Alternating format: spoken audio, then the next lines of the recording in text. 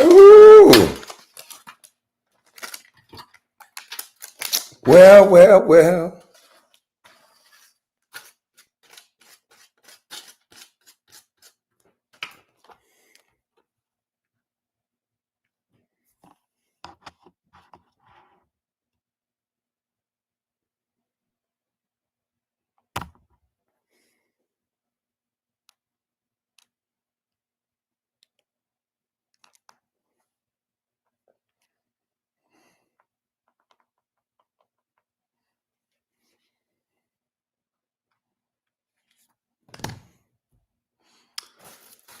No, I just heard a response from my teammate, my former teammate that ain't win as much after I left.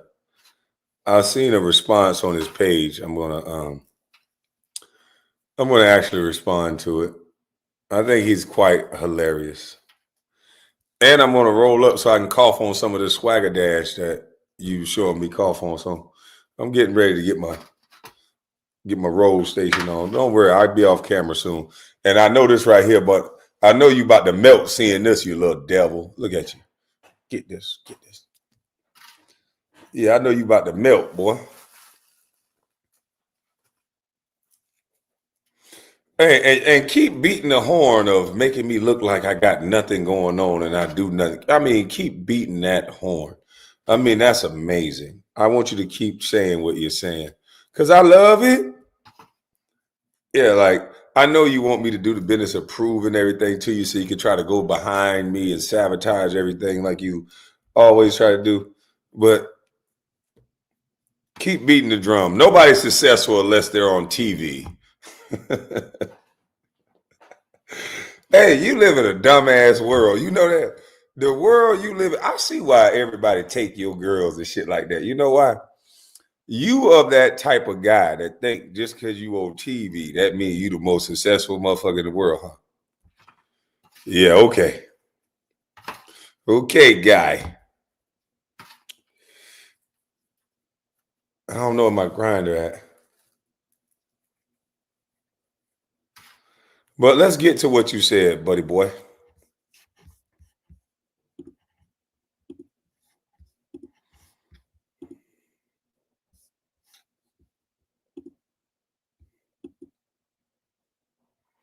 Which one is it? I think it's this one. Let's see.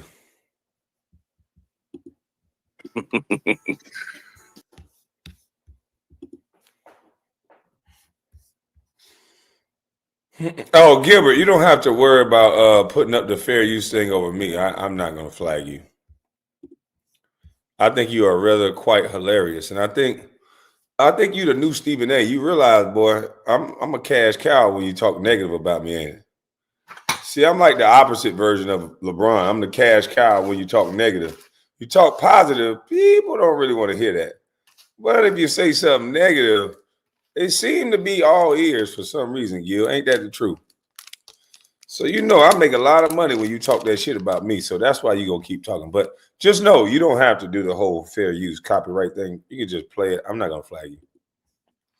Did you see Brendan Haywood interview speaking on you not knowing who Dr. J was?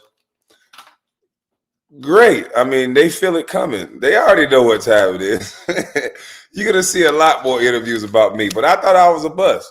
Why all of a sudden Brendan Haywood now is talking about me? Because he ran from Oak.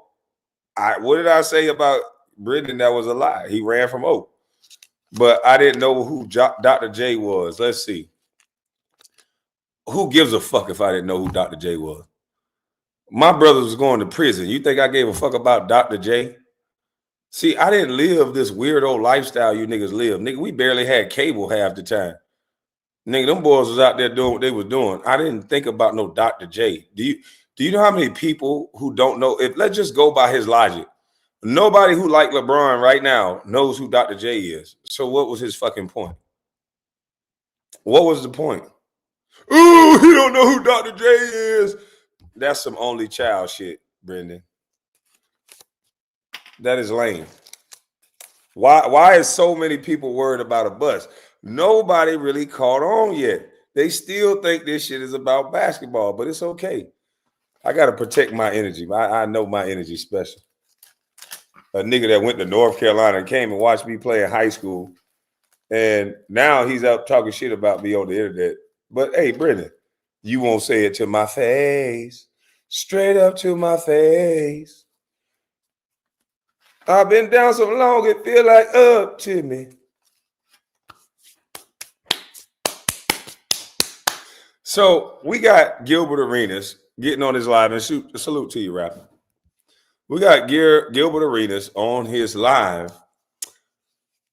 with all this momentum, this great show, these great things going on. He's not talking about Jaylen Brown rebuilding Black Wall Street. Let's see. Who is he talking about? Me. So let's see what Gilbert Arenas has to say.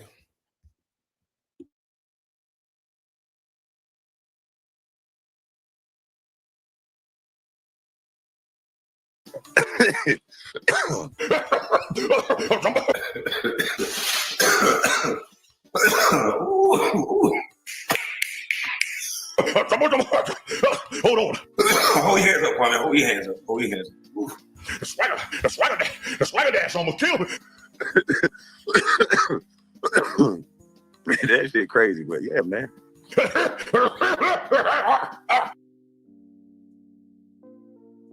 I'm gonna pray for Gil. Gil got a lot of time on his hands. Hold on, I gotta fasten down my blunt because I'm about to smoke like that again. But Gil, you got a lot of time on your hands to be watching a live. That live right there that he's watching, that's about 2.5 years ago. So how much Gil really have going on to be posted a live from 2.5 years ago? Gil, if you want me to know you really don't got nothing going on, just be honest, Gil. Tell the truth. You really don't got much going on, do you? Either that or the only theory is now that you got that junkie out there, he got you doing junkie tactics. Because, bro, you're going to make yourself look stupid having a good show like you got playing 2-year-old videos, bro. That video that me on Jekyll Island is about 2.5 years old. If you got so much going on, why are you watching that video, bro? I just want to know, the guy, you want to pawn off that you got so much going on, but you went back to a 2-year-old video and you're watching that? Thank you for the view.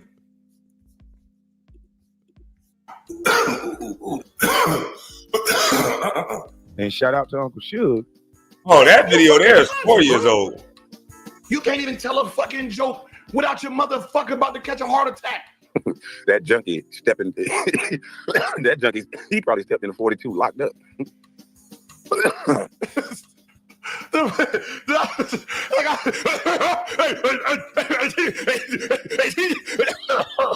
Hey, DJ. That junkie stepping. That junkie, he probably stepped in the 42 locked up. You're not puffing and that hurt like everybody. You know how like you hit it and then no, he just laughing. He can't do this. His lungs is fucked up.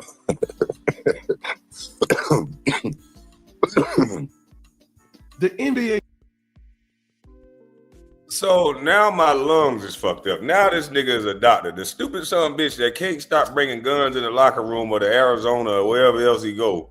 Now he's a doctor. My lungs are fucked up. Jackass, when you smoke marijuana, you're gonna cough. You ain't smoking unless you choke. But this is your content. So after the story of Oak downstairs, this is your content, nigga? Really? The $300-400 million man content is talking about the lungs of a bus. Must be nice. The $300 million man worried about me smoking. Sound like you got a lot to do.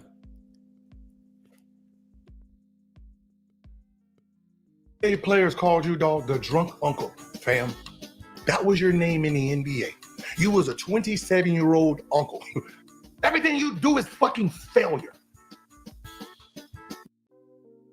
I appreciate that. I was y'all little young dumb nigga uncle. You probably know why I was y'all uncle. Is because while y'all was rushing to try to pay hoes to fuck them, I was telling you niggas stupid.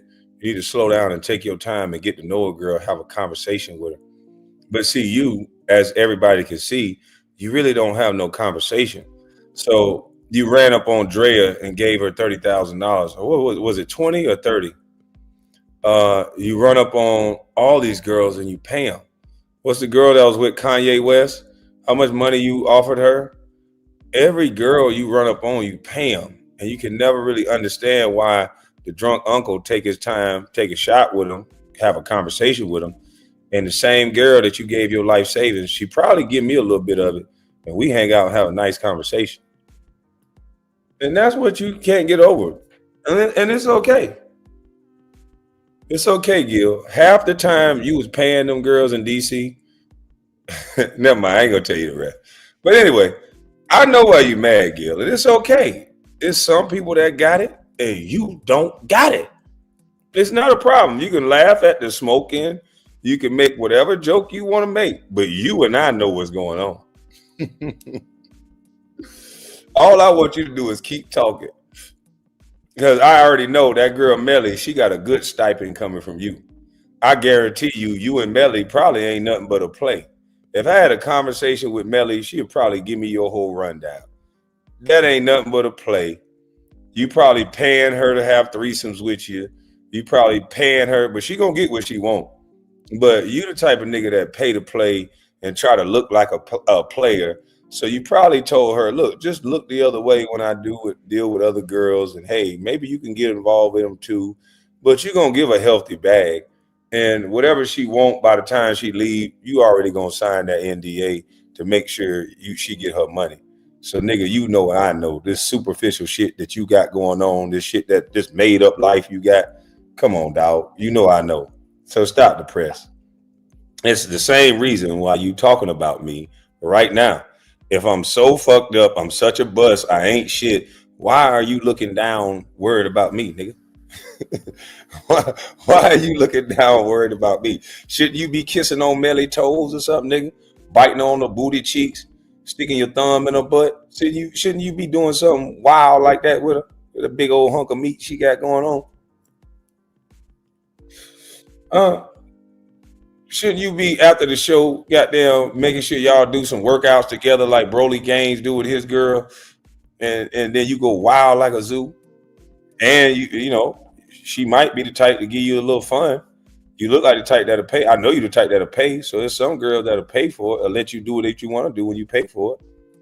So why you ain't out enjoying life? Why you over here worried about me? Your thumb ain't in this girl butt. You ain't choking her. You ain't doing nothing. You worried about me?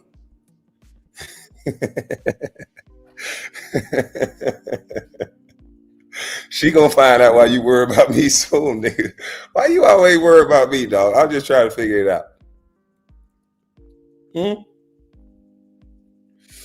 Why you always worry about me, man? Let's get to it. Let's hear some more of you worried about me.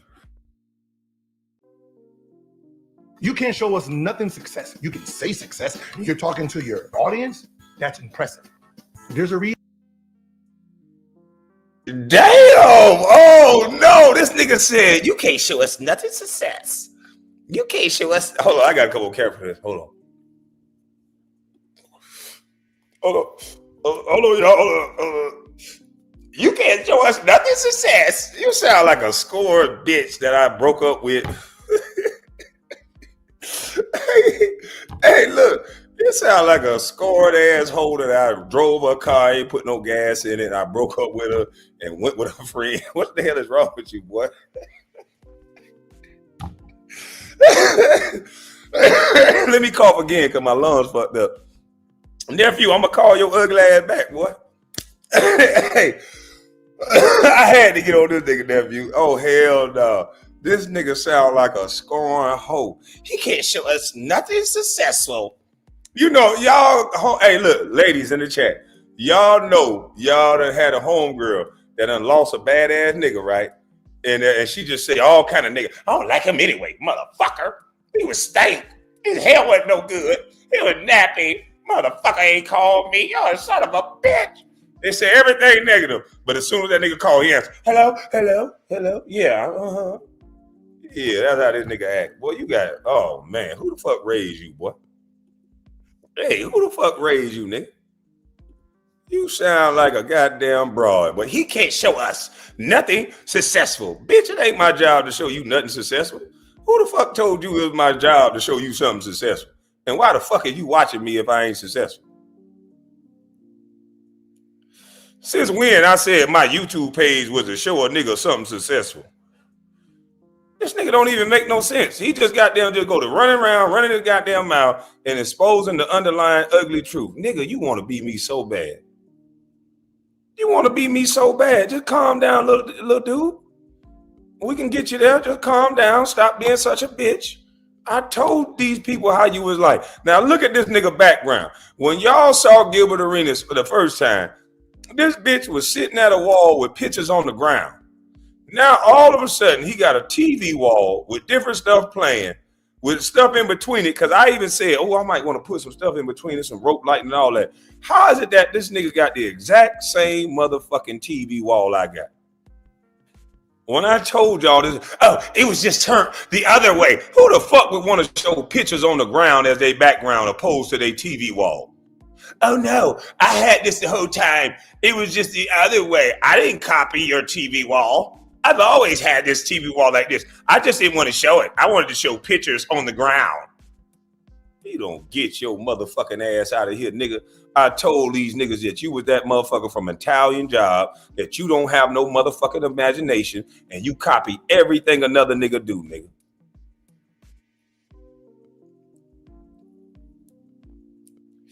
If people listen to what you say online, you bought a car just like your goddamn veteran, Chris Mims. I think you bought his car, or you bought somebody Cadillac. You bought Larry Hughes' chain. You always want to buy something off a nigga. You a Rancho Cucamonga wannabe ass nigga, boy. And see, the reason why you mad is because I'm the real thing, Gil. I still get to go to Walmart. You isolated from your people. You can only tell them about your money. And all they gonna want to do is take some of it from you. See me, I don't tell them about no money. I give them some game and I can walk amongst them just like I'm them. Because I am them. You not like us. You not like us. Look me in my eye when I tell you this, boy. You not like us. A nigga almost took your jury in the club with no gun, no nothing. You a fold up ass, tickle me, Elmo. Gucci, Gucci, cool. Hey, Gilbert, a nigga could come up to you and say, Gucci, Gucci, cool. Hey, you one of those coochie cool ass niggas. Nigga, I hear you talking like this to be for online ass nigga. You a coochie cool ass nigga. A nigga will come up and tickle you. Coochie cool. Cause that's what you are, coochie cool ass nigga. You a coochie cool ass nigga. That's why you infatuated with me, boy. That was your name in the NBA. You was a 27-year-old uncle. Everything you do is fucking failure. You can't show us nothing success. You can say success. You're talking to your audience. That's impressive. There's a reason you don't do that shit around people you're supposed to be in the same realm. The reason why I don't do something around people that's supposed to be in the same realm, bitch, you can hit the link like you've been doing just like everybody else. See, I'm tired of you niggas acting like you niggas so elite and shit, like you niggas some bad motherfuckers. Bitch, I do this shit on the internet in front of everybody. You can bring your bitch ass, whoever can bring whatever. What the hell is you talking about? You don't even make any sense. I can't show you nothing successful, and I ain't played basketball since 2013, and it's 2020 motherfucking 4. What the fuck you think I've been doing, boy?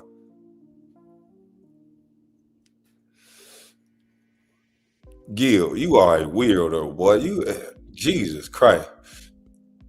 You can't show me nothing successful around the people you supposed to be around. I don't be around you weirdo ass niggas.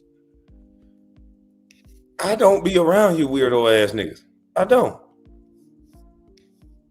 Gil, I just keep my head down and do me. I know I can't show you nothing successful. This 400-something thousand subscriber channel ain't successful. I know this brand new kitchen ain't successful to you. I get it. This ain't success to you. A poor boy from Georgia put this together, but it's not success to you. I get it. You stupid rich. You don't understand nothing no more. You just dumb. You never created nothing on your own. So the only way that you can feel like you make some money is when they white boy give you a contract. See, this ain't white boy contract money right here. See, this my motherfucking money, dummy. And I know you might not think this successful, you stupid dummy, but I do. So if this on a small, minute scale, and it's so small for you, then cool. Cool, my nigga. You got that. You got a TV show. So you just the beacon of success. Well, everybody can't get a TV show, you dumb bitch. But see, the reason why people fuck with me and they don't fuck with you is because I say things and show them things that they can actually go do themselves. See, I'm not a elitist little punk bitch like you with no imagination that copy everything somebody else do and then try to diss the motherfucker on the same end because I like the TV screens. It remind me something like me. But moving right along, I show people things that they can actually do themselves. See, when you go to the courthouse steps and you buy a building for 88,000 and you sell it for 350,000, you know, when you do things like that, anybody can go do that. When you go to the court, when you go buy a turnkey property and it's already throwing off some money, and then you close said business and then you make the building throw you off some money. Yeah, see, anybody in the chat can do that. Everybody in the chat can't be a former NBA player and get a deal with them white boys to talk sports that he don't know nothing fucking about. But see, everybody can do what I'm doing. Everybody can go get that dump bed trailer and lease it out or rent it out or do it themselves. Everybody can buy a badass truck with a big ass caboose on the back of that motherfucker and pull 2 cars that's under 26,000 pounds on the weekend and make them an extra goddamn piece of change. See, I give game out to niggas. You don't know no game because you a stupid nigga. See, I tell niggas to save their income tax and go buy them a trailer and pull them 2 cars under 26,000 pounds. You know, cross these highways, make a little money, extra money. See, you don't know nothing about that. You running your motherfucking mouth. See, I tell people to buy things that they can actually make money out of. You tell people some shit that make you look like you the man. And you a dumb, stupid ass nigga in the first place. But see, you wonder why people fuck with me and they don't fuck with you. See, I talk about HELOC loans and things when you own shit. You worry about the way something look because you're a little boy. See, when you a man, you ain't worried about the way something look because you already know what it is. And when you know what it is, you don't give a fuck who don't know what it is. See, that's the difference between me and you, nigga. I keep trying to tell you that, but you don't understand it because them white boys keep giving you a job because they know how stupid you sound.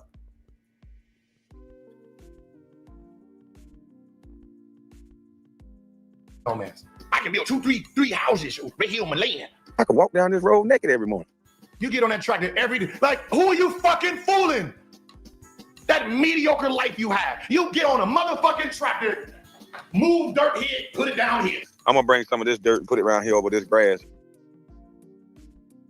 Now, I want y'all to remember the fact that he said I had a mediocre life because I said I can build a house over here. I can move dirt over here.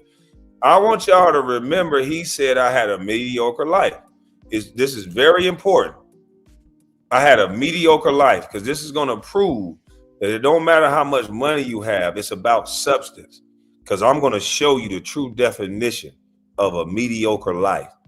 You're seeing a man that's purposeful with me. You seeing a man that's doing his due diligence and then telling you what he can do and what he's going to do and making plans. What you're going to see in this nigga, Gilbert Arenas, is exactly why them white boys keep giving him some money.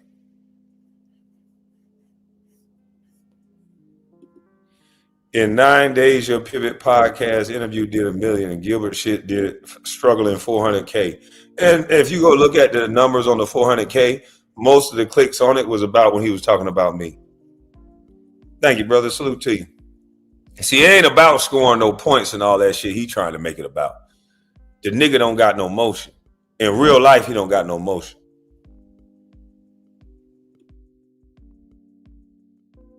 Put it down here, move it here, burn here. These niggas can't dig no hole, start a fire, and throw some shit in it. You know that's not no fire. Put this fire. This ain't no fire, goddamn it. Eddie, go over there and give me all that wood. I need half a tree. Chop that tree down over there. That tree, we done got that tree out the goddamn way. Chop down that tree and give me the wood from that tree over there. I'm gonna get them logs over there in here. Chat, throw the match. Now that's a fire. I ain't been on live in a couple of days because I almost burnt my whole face off. I want my eyelid like this. Set my face on fire the other day. He be all right. Roll Charlie around. Roll him around a little bit.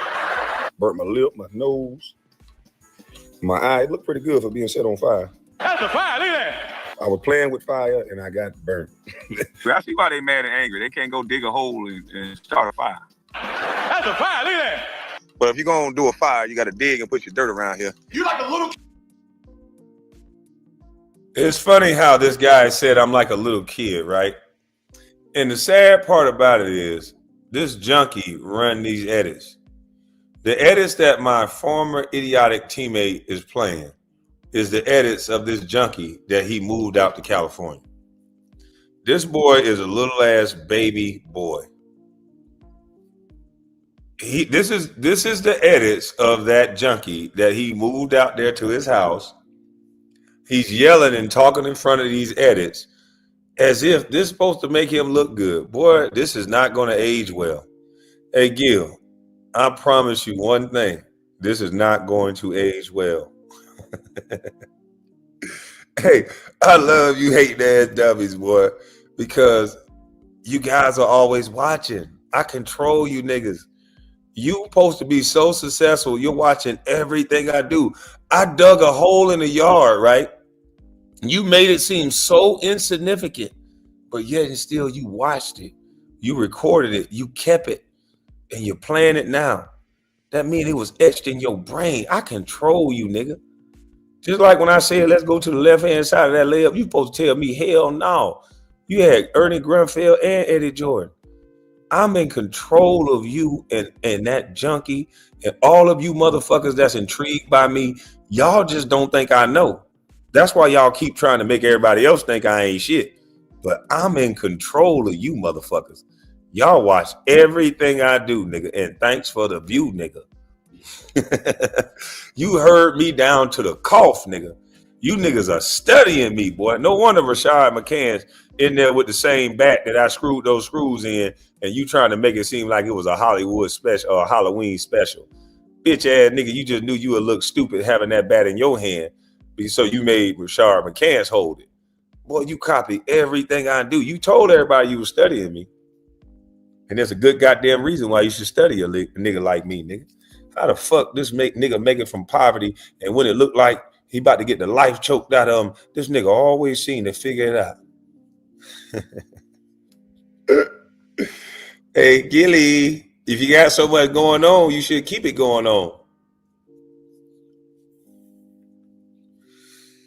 I'm just saying, all of a sudden, I got a mediocre life, and the guy came out of nowhere talking about Oak downstairs. Now, all of a sudden, I got a mediocre life. Where all this coming from, Gil? What girl are you trying to tell about me now before I get to her? You gonna make me come out of retirement, Gil. You gonna make me get in that gym and get my goddamn chain gang penitentiary body back on. That goddamn African slave body back on.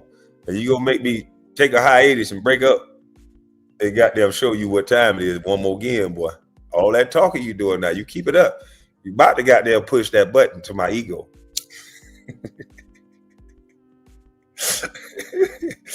Hey, Melly Mel don't look so bad now. You keep on running your motherfucking mouth, boy. In round 2 of my goddamn keep running your mouth, nigga. I'm gonna go ahead and get that Armstead body back, nigga. That first round draft pick in the NBA and the first round draft pick in the slave body back. You keep on running your goddamn mouth, nigga. Well, I have abs all the way down to my goddamn kneecap. Keep on running your mouth, nigga. I know the girl don't like you already. Just listening to you, nigga. I got a headache just listening to you. So I know she don't like your motherfucking ass. So you keep running your motherfucking mouth, nigga. I'm gonna show these people in real time this time where it hurt, nigga. Keep running your motherfucking mouth, nigga. We listen here. Cino already done stole your ex. So keep running your goddamn mouth, boy. I'm gonna put her on my tractor. This time she gonna be in the AC with me. See, I got a tractor coming with AC gear. You tell her I got a glassed-in, screened-in excavator coming. See if she want to sit on my lap and show her how a big stick works.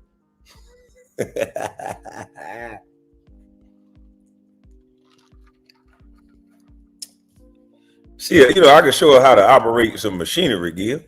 You can't show her how to do shit. Sit on your ass and run your goddamn mouth. But you keep running your mouth, though. I hear you, though. Kid with a fucking toy. You ain't doing shit productive. I'm burning that goddamn wood over there. Nigga, I know how to dig a hole. Just turning the fucking engine on, running around in the grass. I'm doing this shit one hand whipping, baby. That's all you're doing. And don't think because I'm driving a truck, I'm driving dirt, I'm dumping trash. Don't think I still lost my landlord title, nigga. You're not doing nothing. I'm gonna go ahead and cut that tree down again and do all. You ain't doing fucking nothing, man. Well, look at this right here. Some money pulling up. Look what's pulling down this driveway, some money. You ain't doing nothing. That shit look cool for them. You're not building nothing. You're not doing nothing. There's no progression on shit you ever do. In life, you can build the life you want. You know? You can build the life you want. Just running around with your big wheel toy. Yeah. Look, y'all. Watch. I can make it go up. Boop, boop. Yeah. And I may have to put y'all in my pocket for a second. Because picking up this goddamn wood is, I like to have both hands. Y'all, man, y'all can't do this. Nobody want to do that. We got real shit in life to do. That's another part I want y'all to remember. He said, we got real shit in life to do. I want y'all to remember he said that. We got real shit in life to do. So he do real shit in life because he sit on his ass and talk shit.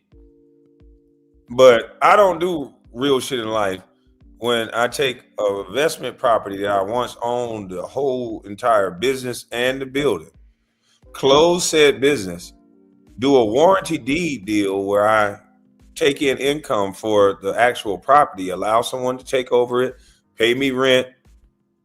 That ain't real life. He knows real life. Running a YouTube channel that make $2 a month, that ain't real life. He knows real life.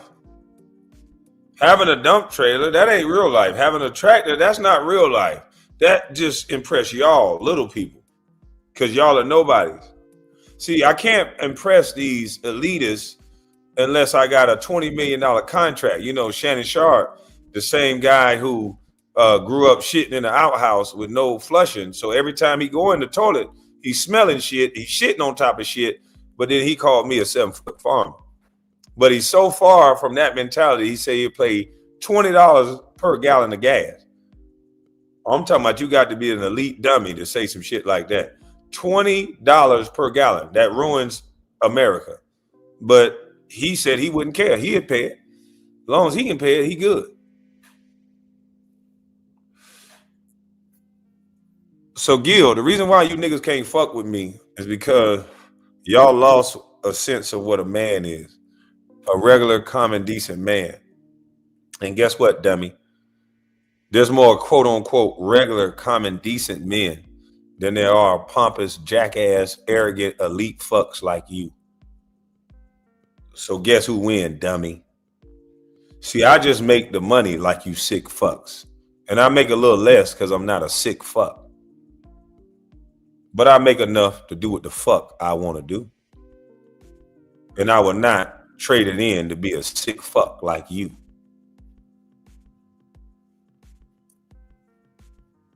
So go ahead with your bad self with all your jokes, Gil. And I'm going to keep listening. All of the lights, all of the lights.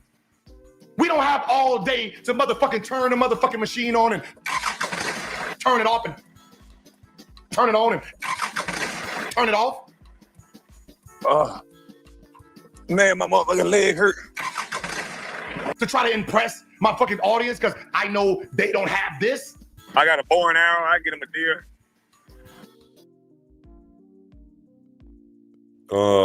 Wait a minute. You said to impress my audience because they don't have this. Gil, you really look at people like peasants.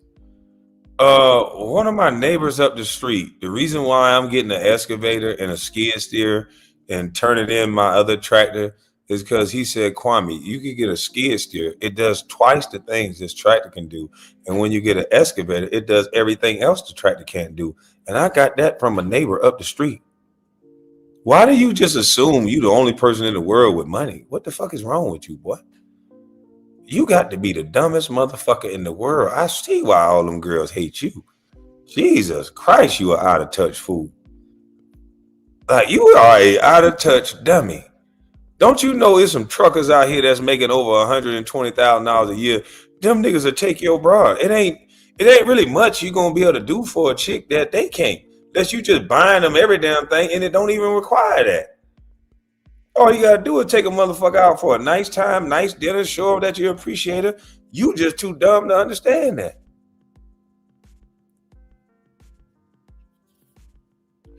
You saying that these people don't have what I have, and they have, some of them have more of what I have. They have shit that I should have. That's why I'm going to get the shit that I should have.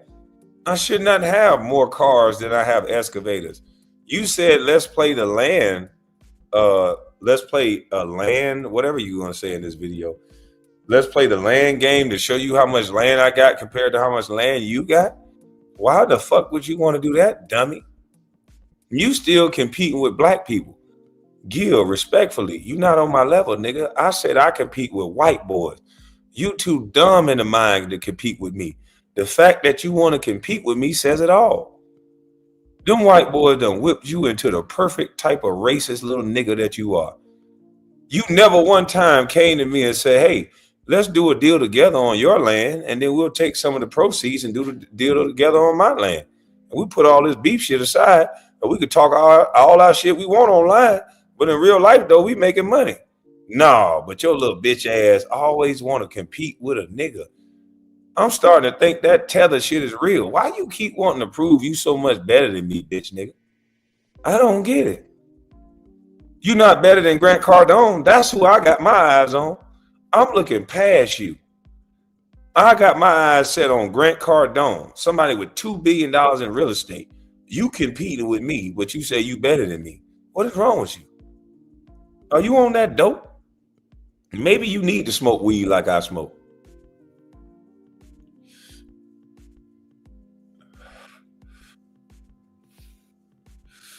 Who the fuck nigga taught you to compete with me?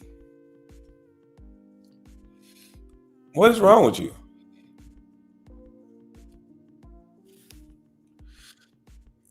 You trying to prove that you better than another nigga? Instead of you proving, I guarantee if you put that much energy, that negative ass energy that you put out as trolling, and you don't got to do it with me, go take you a nigga that you like, one of them teammates you like. How come you got all this money and all this land and you can't show me a hotel? You made $100 million and you don't got a hotel? You got $100 million. Haven't you played Monopoly where they say you take one house and you put 2 houses on the board, you put 3 houses on the board, and then you sell all 3 houses to get a hotel? You think them white folks were playing when they created that game? Nigga, they were telling their kids what to do. Instead of playing Fortnite and John Madden like your stupid ass, they were teaching their kids in the form of a game. But see, you too stupid to pick up any game. Now, you got $100 million. Now, why you don't own a hotel or 2? Why you don't own a sports complex out there in California where all the basketball players are not going to that white boy house to play basketball? Where the Lakers organization got to go to a white guy house in the Hidden Hills or wherever it's at to practice. How come your bitch ass that got $100 million ain't buy up this land that you claim you got? How come you ain't put a sports complex on it so that all the pro-am and all the basketball players that come to California including your son, you can have everybody in a one-stop shop where you have people working out, trainers, and all the fitness centers and all the people around LA at Gil's Arena workout complex, you $100 million dummy. Instead of you competing with me, bitch, you need to goddamn come learn some game from me, because they gave a fuck nigga like you money and stole mine. But I ain't popped my ass to get mine back, nigga. You just too stupid to know who you dealing and talking with. You want to sound like you smart. You, on the other hand, other than me, you sound like you smart. But you got 2 gun charges as a millionaire. So we all know you not smart. Yeah. You got 2 gun charges as a millionaire. You can't tell me you smart no more. Motherfucker driving up the 405 with $100 million talking about you don't know what to do. No wonder you ain't got no hotel room. Your stupid ass was in traffic. They taught a dumb nigga like you to stay outside. And they got them white boys telling you to keep coming online insulting me as if you're the beacon of what somebody should be. A playing zesty ass little boy that always joking all the fucking time instead of shutting the fuck up and being serious for 1 or 2 seconds. And you'll realize you really not nothing in the grand scheme of life. You are online nigga. You really not nothing in the grand scheme of life, Gil. Because you don't know shit about nothing. You were just taught to run up and down a goddamn court. And now that you can't run up and down a court, you got to make up stories about running up and down a fucking court. What a great life you have. If you want to go acre for acre, just let me know when. You won't do that. You don't want to do that, Kwame. You don't want to go acre for acre. You're going to have to borrow some. You're going to have to add a couple more motherfuckers with you. No, not regular folks. NBA folks, I will allow you to add other motherfuckers with you. But get you some property. He will allow me. Boy, I tell you, he will allow me. Them white boys taught you well how to disrespect a nigga. He will allow me, Gil, if we was in the same room, there is nothing you could allow me or not allow me to do, nigga. It's crazy how they put a camera and a mic in front of some of these niggas and some money in their pocket and they can sound like they really somebody. Nigga, if we was in the same room, you couldn't stop me from doing nothing I wanted to do. What are you talking about? You would allow me. And why are you sitting here trying to compete with me? Bitch ass nigga, you supposed to be competing with Grant Cardone, nigga. You sound stupid as fuck. You the right type of dummy. This why I don't come nowhere around you. No matter how much money you offer me, you notice why I tell you no? Don't tell the people on the Pivot podcast like I'm some barbaric idiot. This is the reason why I tell you no. Listen to the way you sound, boy. Me and you are nothing alike. You sound like a racist white boy. If my eyes were closed, you sound like a racist white boy. You talking to a man in that way. You ain't got nothing. You ain't never had nothing successful. Why you got your eyes on me? Why the fuck are you worried about what I got? You trying to show out? You supposed to at least let me come slap the side of your face if you showing out like that. But you too coward for a situation like that. You want to make it about your friends. But you online acting like a bitch. Who taught you niggas how to behave like this? Where you get online and you try to make it downplay another man. And then in the physical form, you niggas act like little hoes. Gilbert, you a hoe. Brendan, you a hoe. Won't none of you niggas act like, you niggas will be nice guys in my face. It don't matter what y'all say online. Both of you niggas will be real nice gentlemen in my face. And both of y'all know it. But I forgot. The new thing is to get online and troll. Get online and troll. Brendan, you a running Forrest Gump ass bitch. I don't even know why you even said my name, nigga. Any nigga like you that ran from one man, nigga, you not like me. You a pulling dread ass nigga. I heard about you. I had to braid my shit down because you a pulling hair ass nigga. Yeah, I heard about you in the Tarn fight where you pulling his hair, hanging on for dear life. I don't want to get my hair ripped out fighting you. I don't want to get in a cat fight with you, big fella. Yeah, I don't want to get in a cat fight with you, big fella, you hair pulling fella.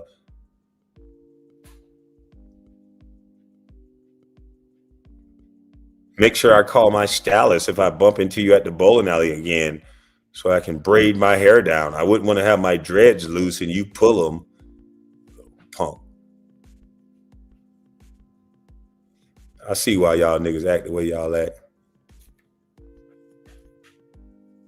But I remember what you just said, Gil. You said you had a lot going on and ain't nobody want to be like me. You know, nobody want to do this, nobody want to do that. I remember you said that, Gil, but I also remember you said this. See, there's an old saying where I'm from, right? See, where I'm from, I come from a real place, Gil. And see, the place I come from, they say, it ain't long, fuck niggas can pretend. Yeah, you can't pretend too long, nigga. Whatever you are is going to show at that pivotal time when you least expect it, Gil. Whatever you are really going to show, Gil. And see, you pretending, nigga. See, you a pretend ass nigga.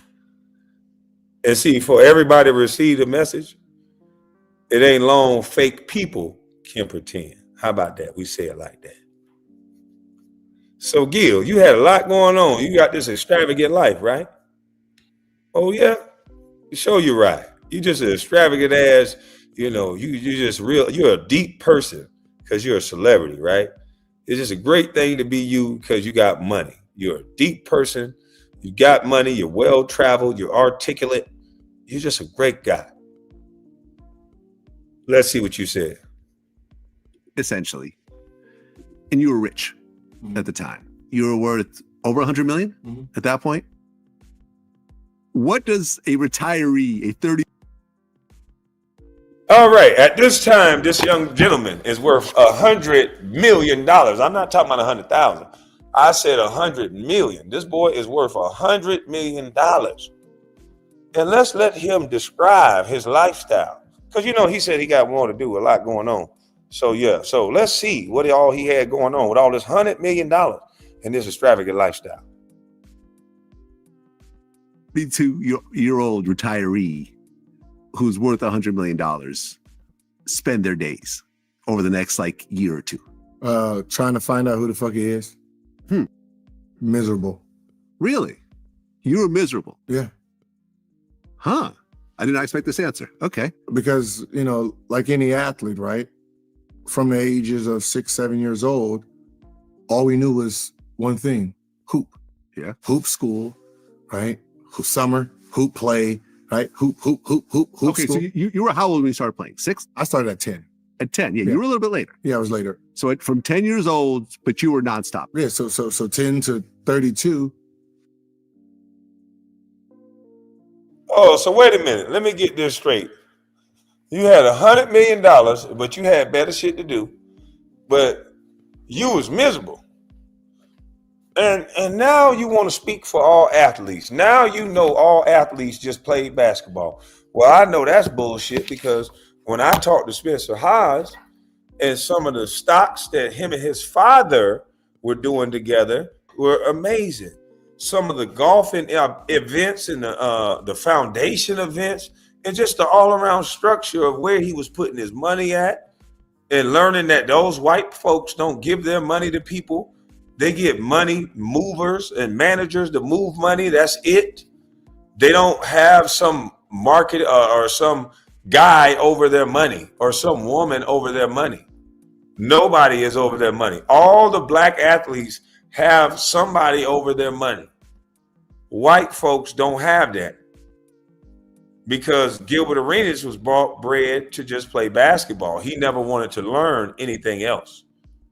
So although he comes online and he try to sound all smart while he dissing a black man, or dissing a nigga, he really don't know what's going on in the grand scheme of things. Because that job could end at any moment for Gil Arenas. And then what?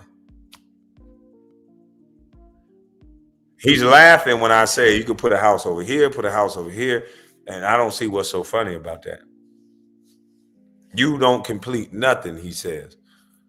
Good for you. Keep watching, Gil. But let's listen to what you said about yourself. Nonstop. All I knew was basketball, right? That's all I knew. Regimen. Wake up, ball, sleep. Wake up, ball, sleep. Wake up, ball, eat. Like that was it, right? You know, my career, right? You know, I'm not partying as much during the season because that's the weird thing about NBA players that, you know, they work their asses off during the summer and then in the season starts, they want to party more because they get to go to every city, which is stupid, right? It's supposed to be the other way around. Focus during the season, party in the summer. So, you know, I handicap, you know, don't use. That's cap. In the summertime, that's the time to get better. But either way it go, if you party and putting alcohol in your body, it doesn't work out in your favor. But guys party more so during the season because it's isolation. In the summertime, there's no isolation. That's probably why he didn't integrate well back with his family. In the summertime, I was with my family. During the season, when they weren't there, I was partying. I was traveling. I ain't just go to every club, but I can't not say I definitely went to the club. I live life. I mean, I've been to a bunch of different cities, been in the best hotels, got into the best parties. And yeah, we turned up. But in the summertime that's when you get your body right, you have your surgery, you whatever else. But you don't want to be partying all summer because then you're going to be trying to get healthy during the season. So I don't know.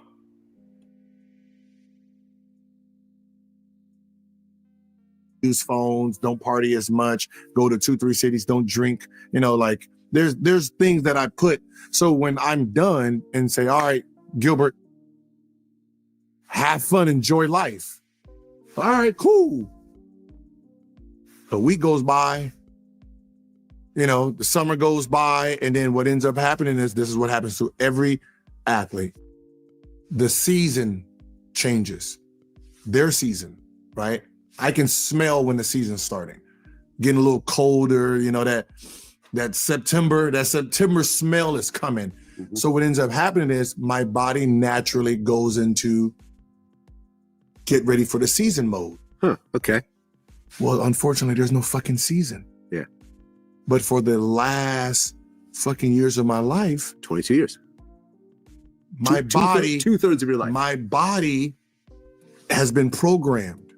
5:30, wake up, right? Train, go to sleep, eat lunch, train, wake up, boom, train. So now when training camp starts, because every athlete, they're going to get antsy. They're going to start doing a lot of this when the season's getting ready to start.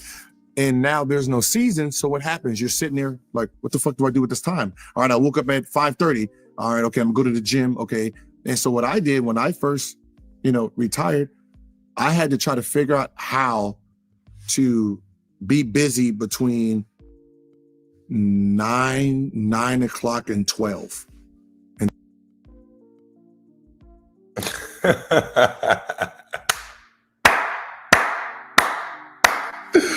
Oh my goodness, man. Lord have mercy. Lord have mercy. My. I didn't know it was this hard for so many players. I did not know that it was so many people, so many basketball players this brainwashed. Like, I didn't get it. I lived a real life, so I never was detached from society to not know what to do with your time. Now, yes, it was a little bit different of a curve in the beginning because you have so much downtime. And my biggest problem was being up while everybody else was asleep. I was made to perform at night. So I was made to work out in the morning, take naps during the day, and perform at night. So I ain't getting that performance at night. So my problem was early on that I was up, so I was going out to the club. So I'm leaving the babies sleep. I'm making sure I do their homework, this and that, but I'm coming back in 2:30, 3 o'clock in the morning. So that disrupts the house. So that was my only thing. I already had a routine. I got my children. I'm taking them to school in the morning. I'm gonna go work out after I take them to school. I got some shit to do around the house. You know, I fired the yard man, bought a lawnmower.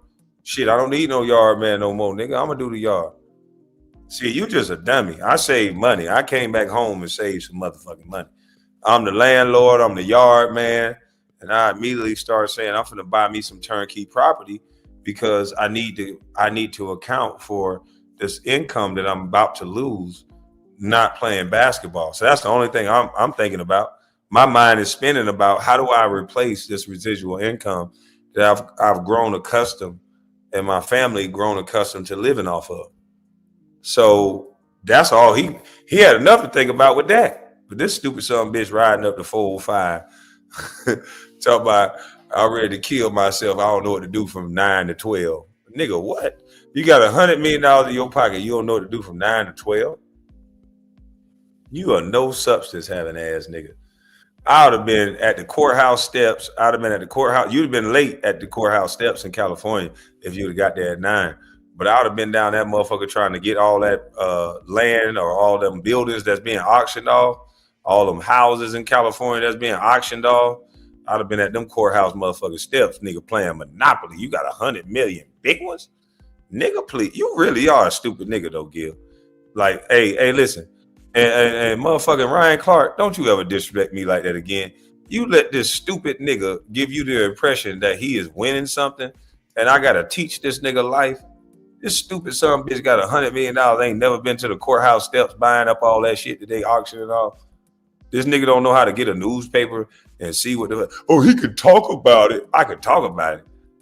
Bitch ass motherfucker. Boy, I wish like hell they ain't steal my $22 million. I'd have showed your stupid ass up. I'd been caught Grant Cardone by now. Your stupid ass got the money like Grant Cardone, but your stupid ass worried about talking shit to me.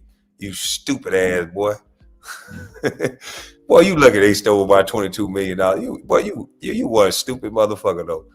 I'm gonna keep saying that to you every time we talk. Listening to this interview, I keep thinking how stupid you are.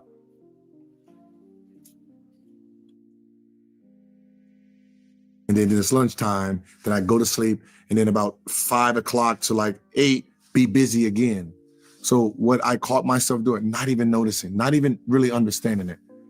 I'm driving from Calabasas all the way to downtown. Just to kill time. Just to kill time. In traffic, just listen to music, got a fucking playlist.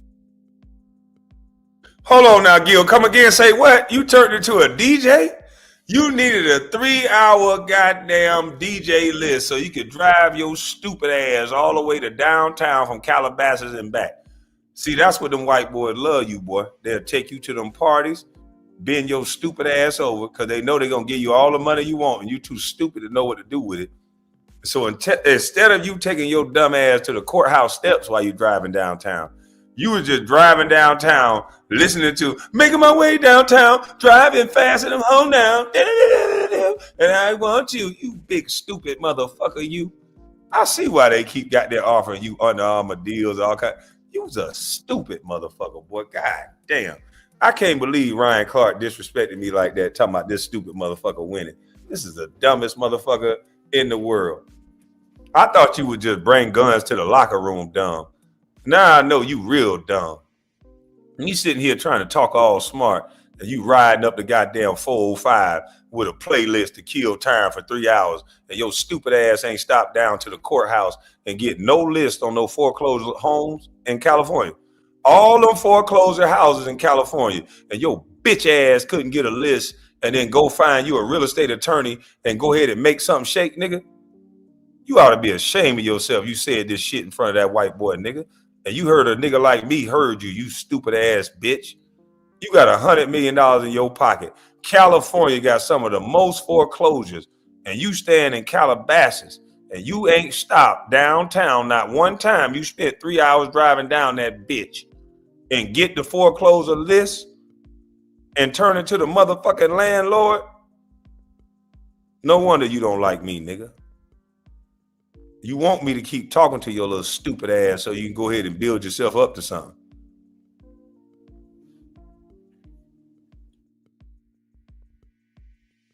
Trying to, like, driving from doing, not even noticing, not even really understanding it. I'm driving. This nigga just floating. I'm driving, not even noticing. I'm driving. So you just driving, unbeknownst to you. So you a self-driving system ass nigga. This nigga just driving, don't even know where he going. He just on autopilot. Just drive downtown, listen to music with $100 million in his pocket. Man, if you don't shut your goddamn mouth arguing with me, boy, you better start making a deal with me before 2025 up. Cause I ain't gonna talk to you, little bitch ass, no more. You too stupid to talk to me anyway. You now I know your type. You too fucking stupid to talk to me. You better goddamn get with me and learn how to make some money moves, nigga. Stop motherfucking talking to me, nigga. We ain't even in the same motherfucking stratosphere. Without them white boys knowing how stupid you are and giving you money, nigga, you would have been shaking ass at the strip club for money, nigga. You dumb as hell, man. Now stop playing with me and get with me and I can help you really make some money, nigga. We can compete with Grant Cardone and you stop trying to compete with me, you stupid motherfucker, you. You surrounding yourself with junkies to make video clips about a nigga. Driving from Calabasas all the way to downtown. Just to kill time. Just to kill time. In traffic, just listen to music, got a fucking playlist. Trying to, like, you know how, like, it's like, all right, take this route for shorter. I'm taking the longest route. Huh. Right? Just driving to downtown. Hey, Gil, I thought you said you had so much to do. You told me in the last video I just played, Gil, you say, goddamn, nigga, nobody want to do that. We got shit to do. Nobody don't want to move no dirt. Nobody don't want to worry about know where house go. Because I'm making plans and preparation. You ain't doing nothing. You took the longest route to do nothing, bro. You said you took the longest route because you ain't got nothing to do. There was a shorter route to get where you going. You punch in the longest route. Put a couple cars in my way. Let me drive by a couple accidents. Let me drive by a couple school zones. This bitch ass nigga want the longest way possible because he ain't got shit to do. With $100 motherfucking million in his pocket, Lord. No wonder you keep watching me all day, nigga. Me digging dirt is more adventurous than you sitting in that same seat, driving up the goddamn 405 in those same 3 hours, nigga. I need to come on. No wonder he been begging me to come on. Come on camera. I want to see what you're wearing. I want to see what you're doing. Bitch ass nigga. Let me make me some more tractor videos so you can know what to do, nigga. Yo, boy, you goddamn Lord have mercy, Jesus. Do you know how to do anything else other than run your mouth? Because you only knew how to play offense on basketball. But do you know how to do anything else but to run your goddamn mouth? Boy, you got to pay for everything, don't you? You probably pay for a cook, pay for a woman, pay for somebody to write for you, pay for somebody to think for you. You pay somebody to pay your bills. You pay somebody to pay your goddamn gardener. You pay somebody to goddamn pour your drinks. You pay somebody to do your goddamn editing. You pay somebody to do every goddamn thing. You pay somebody to pay somebody. You pay a motherfucker that's paying a motherfucker that's paying the motherfucker. Do you do anything, boy? Shit. Holy shit. Hey, Gil. Hey, man, I'm starting to feel bad for you, bro. I ain't even gonna lie. All that goddamn money. Oh, shit. Like, I see why you talk to me now, though. For real. Real talk. Like, yo, oh, my goodness. That's a nothing ass life, man. Just to keep talking about money. I got money. That's how you attract everything to the house with money. Eh? Damn, B. You know what? No, hell no. I ain't finna get in trouble fucking around with this nigga. I was gonna go out and goddamn just have a camera crew follow me and just to see how I interact in a day. You know, they say I flirt. But I just be talking and just see how people react to me. You know. Like, but damn, Gil, I'm going to pray for you, dog. I think it's something going on with you upstairs, to be honest. Because this nigga just talked all this shit about me yesterday. Yesterday, you was saying all this shit about me as if you didn't say all this on the internet. Like you didn't say all this shit on the internet and Vlad TV. You said you was miserable. You had $100 million on your pocket, in your pocket. And you would take the long route just so you can drive around all up and down the street until your kids come out of school, and then you probably tortured them.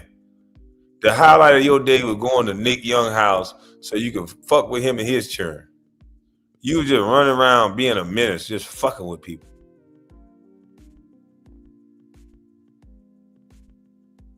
This is a shame, Gil. You need help. I'm driving back. By the time I get back, it's noon. Fucking lunchtime. Go get some lunch. Go on my TV, pass out, wake up, do it again. I spent a year. Oh, this nigga don't know how to fish. Ain't nobody taught this nigga how to do nothing, man. This nigga don't know how to ride a tractor, drive a backhoe, a dump truck. This nigga got no skills. And then he got no hobby. He talking about, I said I had a bow and arrow. This nigga talking about other shit people don't got. Do you know how many people got a fucking bow and arrow, bro? Or a crossbow? Do you know, like, you really don't know nothing, dude. You are a depressed ass rich dummy. Like, that's why you keep watching me. You trying to learn how to be cool. It's all right, dog. If you just apologize and stop being a bitch, I can teach you some shit, dog. You could be a normal person. You could be a normal dude, man. Don't you want to feel normal? Don't you want to walk up on a girl without having to turn your pockets inside out? You know what I mean? Don't you want to learn what it feels like to walk around by yourself and feel secure by yourself? Don't you want to know what that feels like? Huh? Yeah, I'm telling you, man, I give you this once in a lifetime package deal to man you the fuck up.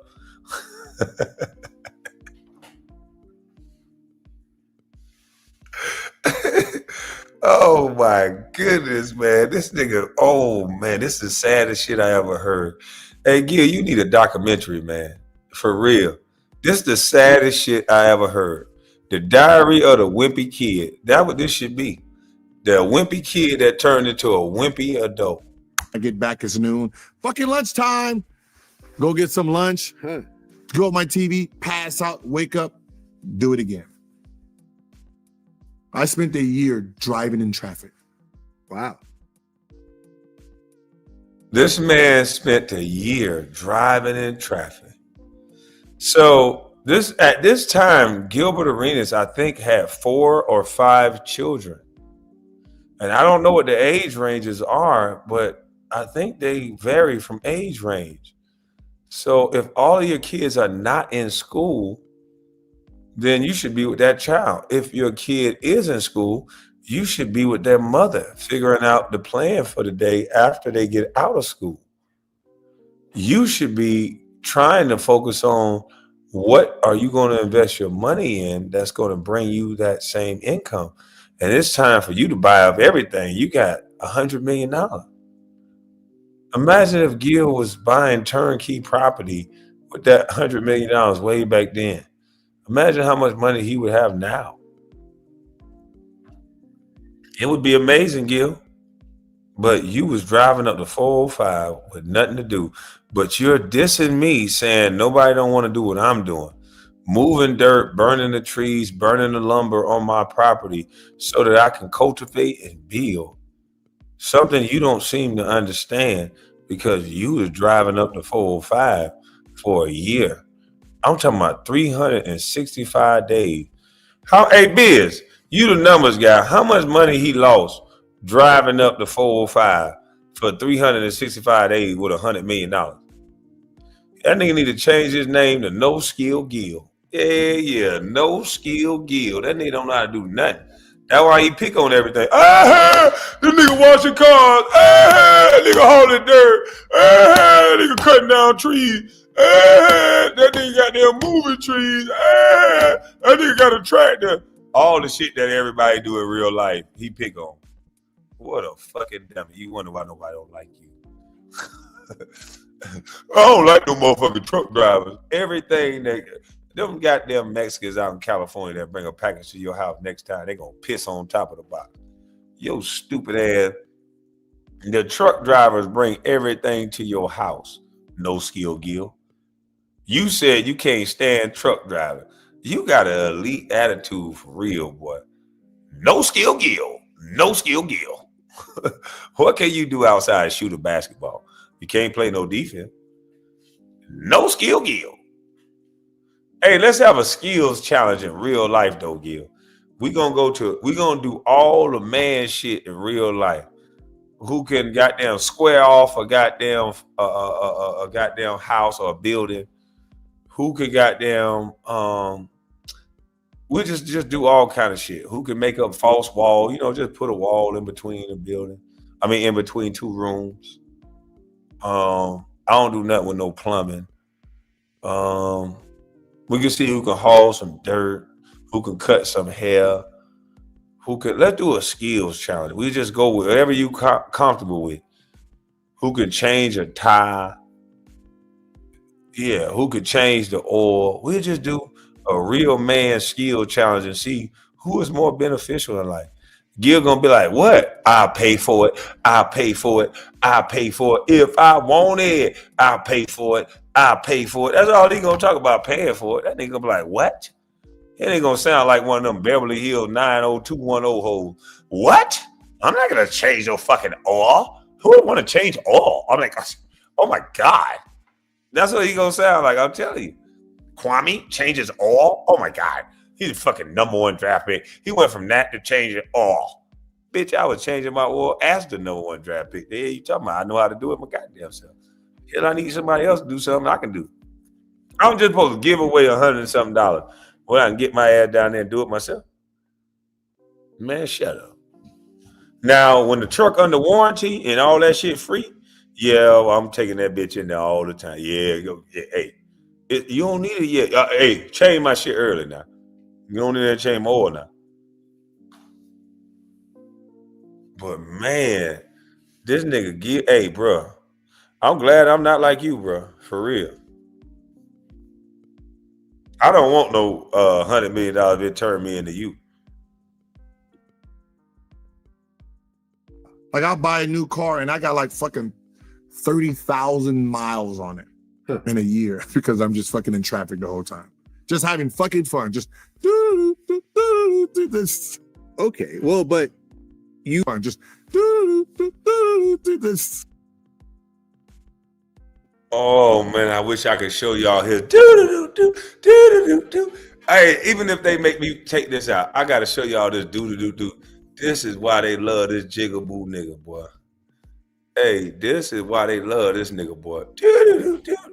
Hey, do the do. Yeah, do the do. Fucking in traffic the whole time. Just having fucking fun. Just do this. Oh, the do. You bitch ass nigga, you. Little white boy love you, nigga. Do.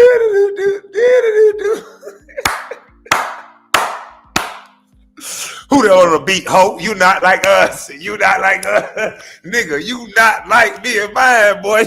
We don't know your kind, nigga. Hey. Do.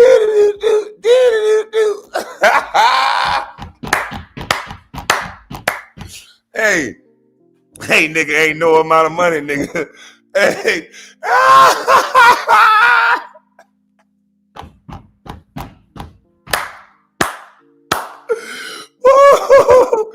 Oh shit.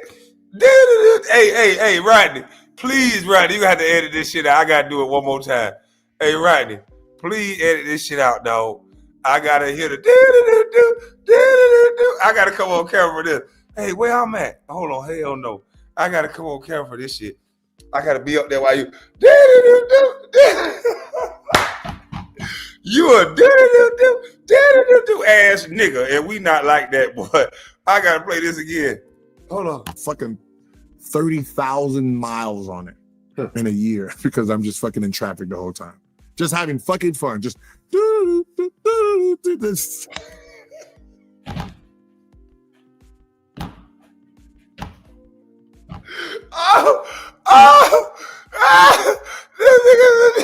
That nigga say, you a do ass nigga.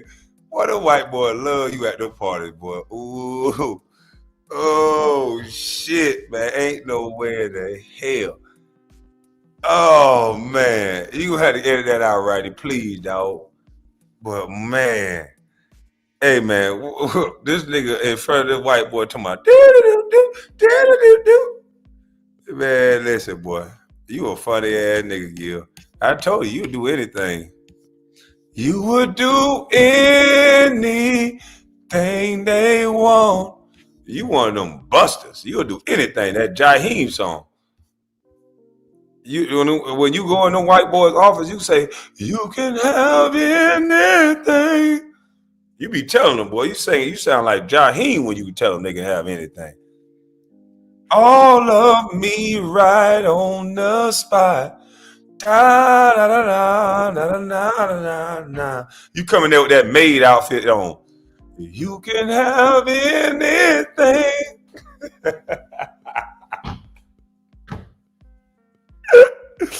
Oh, Diddy Party style. Boy, you a bitch ass nigga, boy.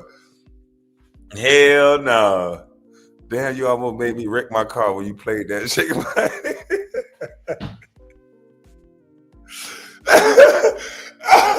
Oh shit. Hey man, why this nigga keep talking about me, man? I know his old lady laugh. Hey Gil, don't play this shit around that girl now. I'm telling you. All them hips, don't play that shit around that girl.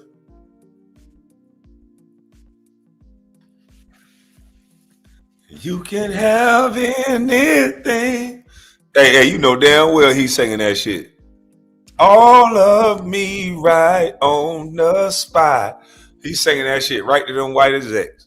Na na na na na na na na na na.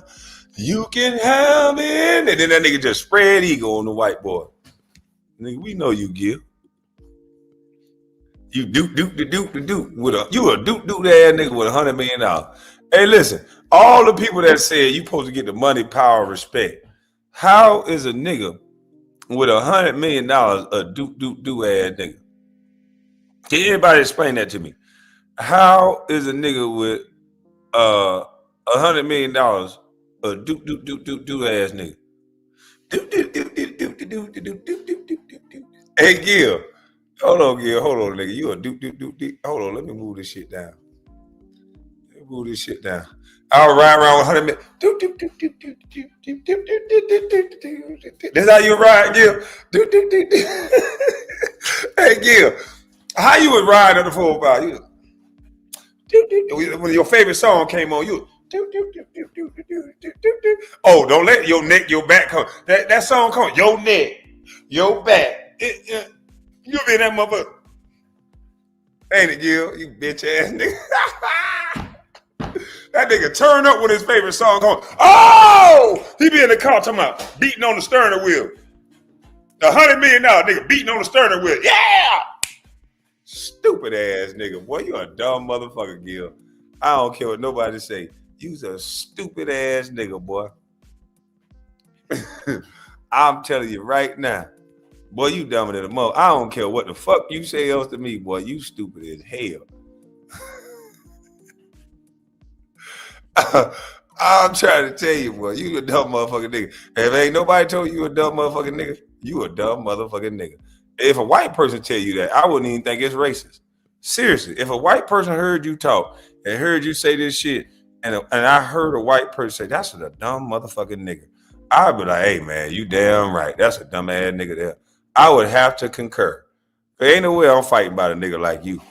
Because you really is a dumb motherfucking nigga. Gil sound like he was before his old duet. Yeah, seriously. I'm telling you right now. Check your phone. Let me see. He say check your phone. And Diddy dancing to the purple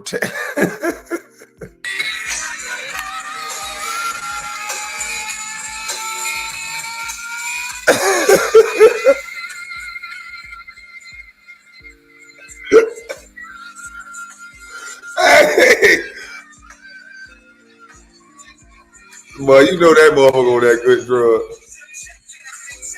That motherfucker on that good drug right here. That nigga on that good drug right here, boy. Yeah, he on that. Hey, Biz, this some bitch on that good drug on this shit here. That's all I can think. Boy, that nigga on that good drug. You need to make a do shirt.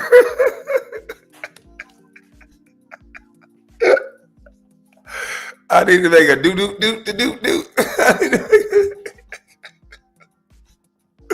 I'm trying not to fuck with that nigga like that, man. I'm hoping I can awaken this stupid ass little boy so we can do some business. He could apologize like a grown man and we could do some business and take the world by storm. But see, he keep wanting to lie.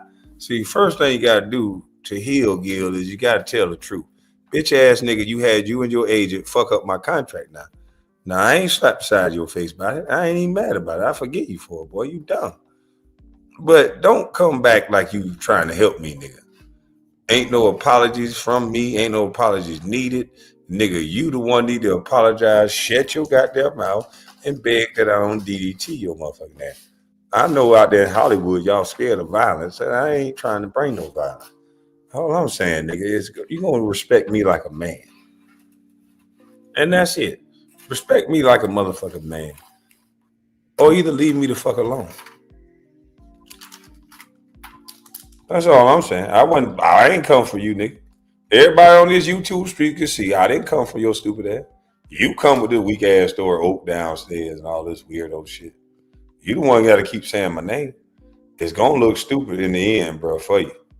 So you might as well before it's too late. Might as well go ahead and come with that bag and give me that money back you owe. You know, I know you. You play like you a troll, but you know you owe me, nigga. Go ahead and, put it on Dan Fagan Life, nigga, that he ain't fly to Utah. I dare you to get online and say, nigga, on Dan Fagan Life, nigga, he ain't never come visit Kwame. He ain't never talked to me about signing Kwame, none of that. Put it on Dan Fagan Life. Put it on one of your kids' life, nigga.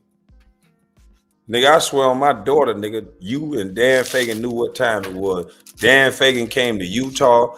Dan Fagan come to see me several times, nigga, on my daughter, nigga, on my son.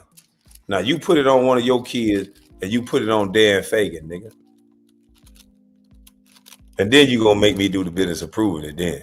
If you put it on one of your kids, I'm going to do the business of proving it then, just to show people how much you fake ass, weak ass celebrities lie.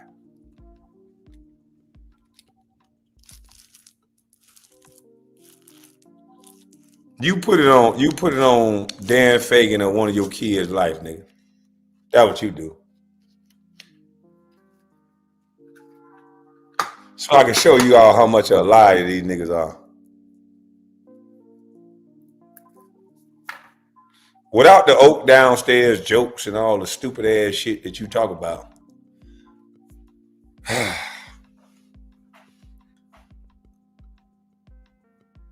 Truth mixed with joke. That nigga know what time it is with me. Gil sound like he was performing for his duet. Yeah, that nigga damn sure is. But I can't believe this man said this shit, bro. I really can't. I really can't believe it. Like, this shit is hilarious. But let's let Gil finish. He rolled up the 405 for a year straight and with nothing to do. But he don't want me to dig dirt. He don't want me to get prepared to put houses somewhere. But so he would rather me drive up the 405 for a year straight instead of digging dirt, burning trees, moving them out the way and getting ready to put houses there. I should just be driving up the 405. Okay. All right. I got you. Spent a year driving in traffic. Wow. Like, I'll buy a new car and I got like fucking 30,000 miles on it in a year because I'm just fucking in traffic the whole time. Just having fucking fun. Just this. Okay. Well, but you retired because of your injuries, right? Yeah. But you could have played overseas, right? Could have. Clearly, there was teams in the world that would take you. Yeah, like I was getting injured, and I was trying out getting injured, and my body just wasn't responding. At so 32, huh? Yeah, so I just let it go, and then letting it go is like You can't come back. No hobby. Huh. Right? I wasn't a golfer, so most guys, they sit on the golf course as long as possible. That's why a lot of guys go to TNT. They want to hurry up and get back into it because what do we know? We haven't had a regular life. But what about, okay, I We get haven't that had a part. regular I life. get that part, right? No, and Vlad placating into the bullshit, stupidity, nigga babble. I get that part. Who gives a fuck about having a regular life? Nigga, you can educate yourself, read a fucking book and see that nigga ain't making no more land, nigga. Everybody granddaddy told them that. They ain't making no more land, nigga. You telling me all these athletes, Shaq, Charles Barkley, all these people rushing back to ESPN and all that because they scared to compete with white boy? I was wondering why a lot of black athletes don't own every neighborhood where they from. And you know when I learned that, good people? When I start trying to own every neighborhood I'm from. And then I realized that, wait a minute, goddammit. How are y'all investing about $700,000-$800,000 of my goddamn money every month? What the fuck? Why is $460,000 going over to here? I don't even know how to say this shit. Why is $350,000 going into that? What the fuck is that? And when you start to break down that it's people playing Monopoly, playing games with your money, and you don't have a clue what the hell they doing. So when I say they ain't making no more land, it's tangible things that you can play in the same way that you could do in the stock market. You can go buy a building. You can go buy a whole. It's athletes are making so much money. And on LoopNet, there's whole subdivisions for sale right now. There's whole office buildings for sale right now. And you telling me the only thing they can do is get their money to some white people? I thought this was a racist America. Why the fuck all our black athletes giving their money to white people? Why are there no black people they can give their money to, which they'll probably get ripped off as well? So why don't these niggas know that they can go on LoopNet, they can go on all these places and buy turnkey buildings? And why the fuck are you trying to make so much money when you're already making the money? Why don't you just wait and make 10% on your money by you investing it yourself or putting it in interest-bearing accounts, and nobody needs to be over your money? Who told you that you need to give your money to a money manager when most of them can only promise you 10% because that's based on the Dow Jones, when you can do that your damn self? If you follow the companies that's on the Dow Jones, you're going to make 10% on your money on your own. And you could do that yourself. So why does every athlete have a money manager?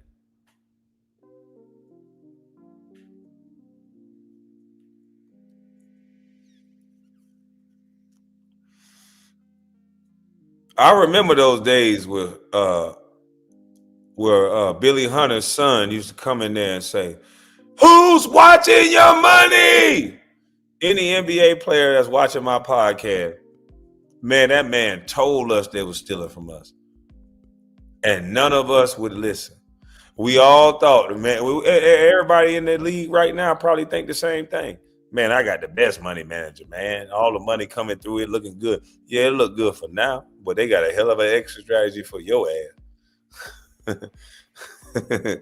It look good for now. That nigga used to say, "Who's watching your money?" He used to yell that shit to the top of his lungs. That's why I remember it so vividly, because that's what it sounds like now when I'm talking to people. That's why Gilbert said, "You the uncle, you the drunk uncle," because it's hard to talk to people that don't understand shit. So when you talk to people that don't understand shit, it frustrates you. And so I'm pretty sure it frustrated him. And he used to ask us the same question every time we would meet. And then we would find out, it would come out in the paper, this guy got stolen from, this guy got stolen from, this guy got stolen from. And when you look at it, most of these athletes are giving their money to some of the best banking institutions. And how is it that almost all of them are still losing money. And it's the same narrative of the ones that's losing the money. Poor boy from a small town, don't know too much, because that's the easiest way to brush it up under the rug. Oh, he just wasn't smart. But okay, he gave his money to you, though. You had a fiduciary responsibility to make sure he makes money. How did he give you $5 million and that $5 million turned into nothing? Oh, this person did that? No. Trust me. They'll mark up, they'll invest more, they'll do things to get that money. And that's why these niggas don't understand. The reason why Jaylen Brown is not marketable is because I can almost but guarantee Jaylen Brown don't have no white man above his money. I don't know Jaylen Brown at all. I haven't spoken one conversation with Jaylen Brown. But I can almost but guarantee white folks are not getting enough money off of him. He's found a way to insulate himself too much. And not unlike your LeBron, because they're making so much money off of him. That's why they push him to you. The reason why Jaylen Brown is not marketable is because white people are not making enough money off of him. Remember when I told y'all that if there's an Asian athlete, a white athlete, they're insulated, they're protected. They don't have to go to black people, Asian people, no other people in order to make it. They have their own infrastructure to do whatever. Us black people are the only ones that are athletes, that are movie stars, that are boxers, that are everything. They got to go to somebody else. They got to go to somebody else. So Jaylen Brown, why would anybody market Jaylen Brown? I don't think people understand what Stephen A. Smith was saying. That's why it's egregious to me that Ryan Clark said that Gilbert Arenas is winning. When Gilbert Arenas is winning because he's following the go along, get along game. He's not talking about no winning as no black culture. Nigga, we winning, but we losing. We don't own shit. We don't control shit. We don't do shit because everybody like Gilbert, when he get a little show, he think that's the end all be all. Then he gonna look back and try to diss niggas. Nigga, that show ain't yours. That show don't mean shit. That show ain't yours. That show don't mean shit, nigga. You ain't nothing in the grand scheme of things. Jaylen Brown is way more in real life than you. Kwame Brown is way more in real life than you. Instead of you piecing up with niggas, you say you got all this land on the West Coast. Why you ain't piece up with Jaylen Brown and say, man, anything you trying to do with Black Wall Street, my nigga, I got land already. You got money. Let's collaborate and let's see if you could build that on my land. But nah, you too busy wanting to talk shit online and troll and be a little bitch all day.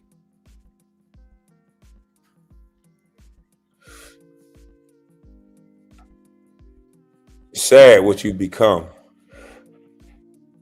It's really sad what you become, Gil. You already was a fuck up dummy. Now you're an adult fuck up dummy.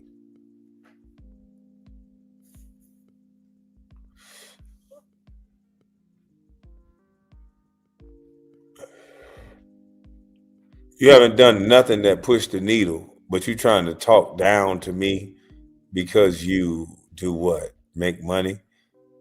I asked this nigga for some shoes to give to some kids, and this nigga was online talking about, he asked me for some shoes. Hey, nigga, you a weird ass nigga, man. But let's let you finish talking so that everybody can see the difference between me and you, dummy. Now you can see why I get the girl with no pay, and you got to pay to lay. You got no ambition, baby. Look at your eyes. I'm going to get the girl and you going to pay for the fries. Bitch ass nigga, you.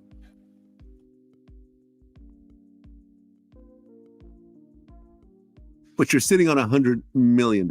Okay, where do I spend it from 10 a.m. to 4? I'm go to fucking mall? I mean, how many malls can we go to with no one there? No, listen. It's okay. That's what I said. In hindsight, I got it. Listen. As someone, listen, I didn't have 100 million, but you know, I sit on millions. So it's always interesting. For example, like, because I was broke the majority of my life, or struggling, or trying to get to somewhere, and you always like, oh man, I wish I could buy that car, I wish I could buy that Louis jacket, I wish I could. And then you get to this point where like I have a Mercedes dealership down the street from my house. I remember going by the dealership, walking around going like, I could buy any of these cars, and I don't want any of them. Don't want any of them. And then going to the Louis store going like, I could buy any item in the store.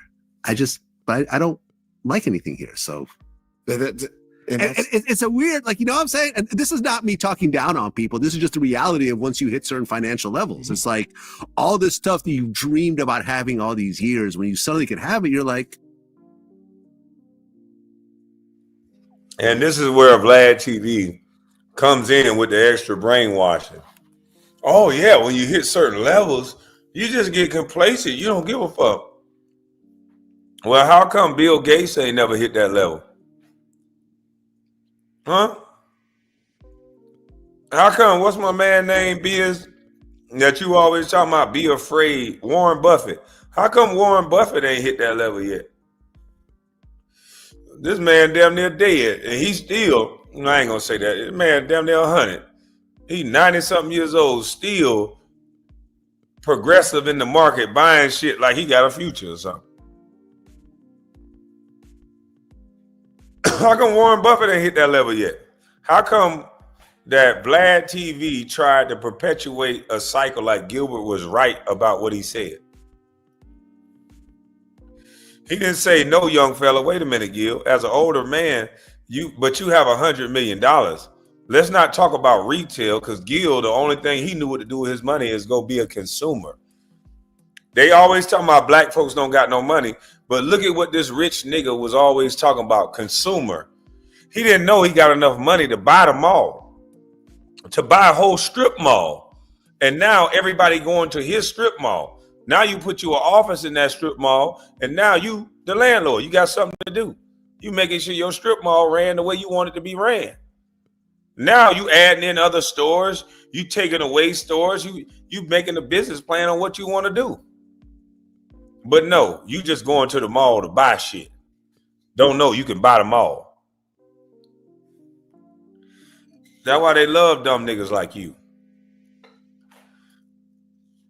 That's why they love dumb niggas like you. That's why they paying you handsomely to probably attack me. Because all of a sudden, out of nowhere, you come with an Oak downstairs story. And now all of a sudden, every other few days, you're going to come up with a video about me? You're a weirdo, dude.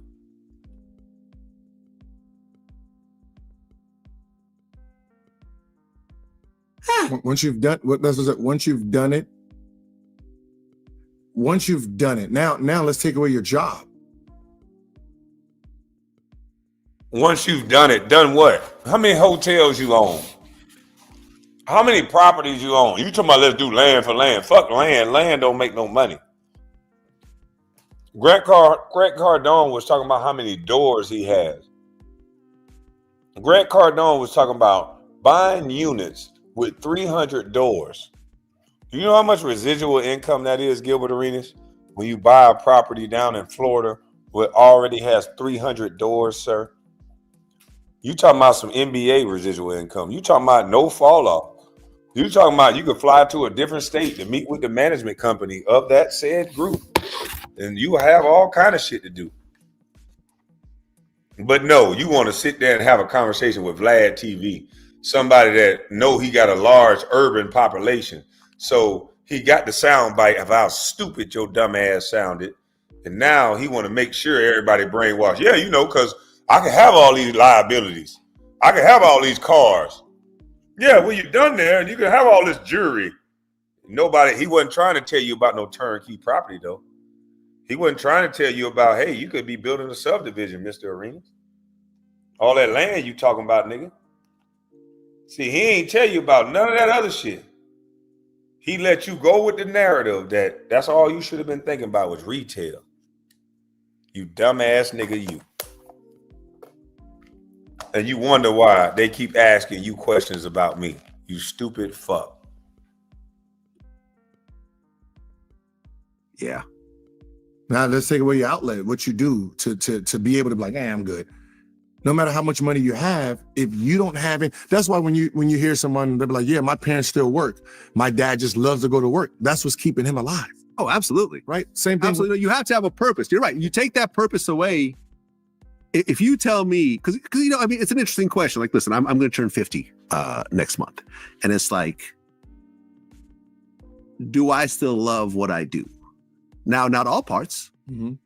You know, I mean, like, you know, I've had to install managers in my, you know, company because there's certain parts of managing 20 employees that I just can't, you know, I just don't enjoy anymore and so forth. And like, would I do every interview? Like, if let's just say I sold my company for 100 million, would I do every interview I'm doing now? No, absolutely. But if I had a chance, you know, like when I did the Smokey Robinson interview, would I have done that for free? Absolutely. Mhm. Smokey Robinson, Yeah. Mike Tyson, Shaka Khan. Like when I look at some of the, you know, Neil deGrasse Tyson, who I recently did, it's like, yo, some of these, it's like to be able to sit down with this really accomplished person and to be able to ask them whatever you want for 2 hours is dope.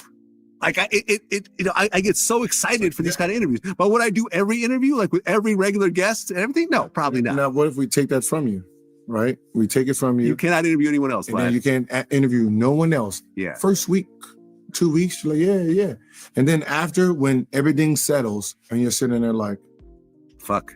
Now all these people are calling. Like now the people, your guest list that you've always wanted starts calling. You can't do it. Yeah. Eminem wants to do an interview. Right? Can't now do it. you're seeing, when basketball season starts, Yeah. it's nerve-wracking for players who retired. So this goes like everyone that you know goes through this. Really? There's the purpose. What is my purpose now? Right? Why do you think the divorce rate is so high on athletes when the first 4 years? Because really? I didn't know the first 4 years, that athlete is now have to be something he's never been before. Now he has to see the kids and the wife has adapted to him in his career. When that career is over with, he has to adapt to them in their time. He don't know what that is. That's cap, Gil. Them white boys, them lawyers, them CEOs, they're not adapting to those women time, nigga. Them women on their time. So you capping on that, nigga. Some of you niggas marry straight up hoes, man, you can't take it. And when you done, them hoes leave.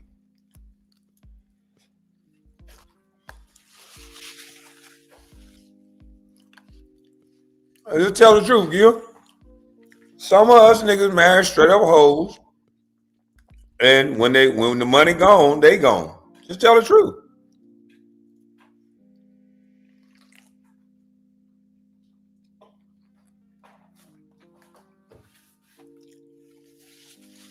A lot of them businessmen, nigga, they stand on business. Nigga, you don't gotta get up. Like, nigga, come on now. You making all that money, you supposed to create your lifestyle that suits you.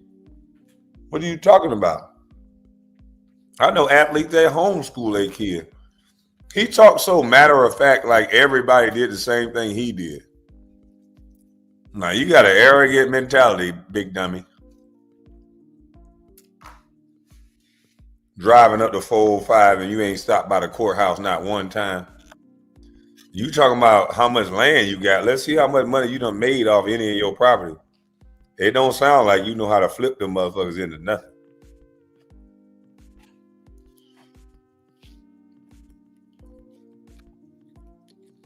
I can guarantee your flip hand ain't strong. Listening to you, yeah, you ain't on no flip mode shit.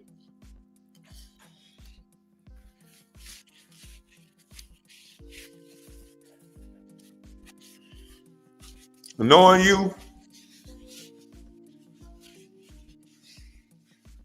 there's probably some cap ass shit that you brought out in the desert that you was trying to make a weed farm. And it's a lot of land that ain't making you no goddamn money.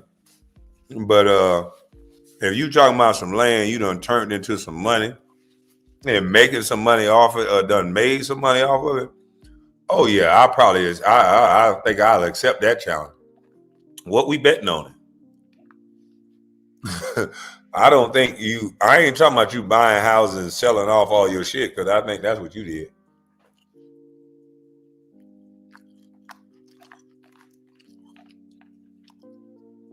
Casino already put up the $1 million houses you sold off. We ain't talking about that. We're talking about investment real estate.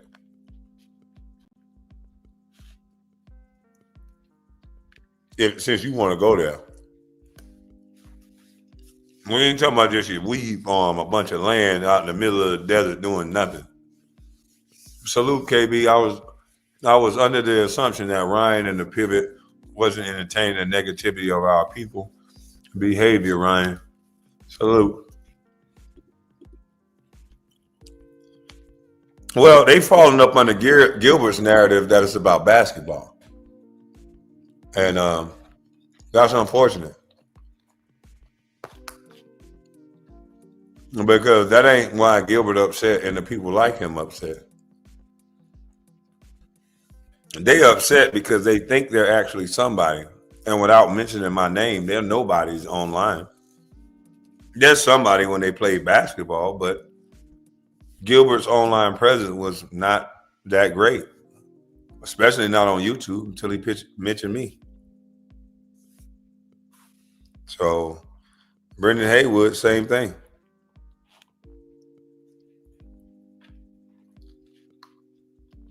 So they're trying to poke holes into me to make them look better. I get it. I understand it.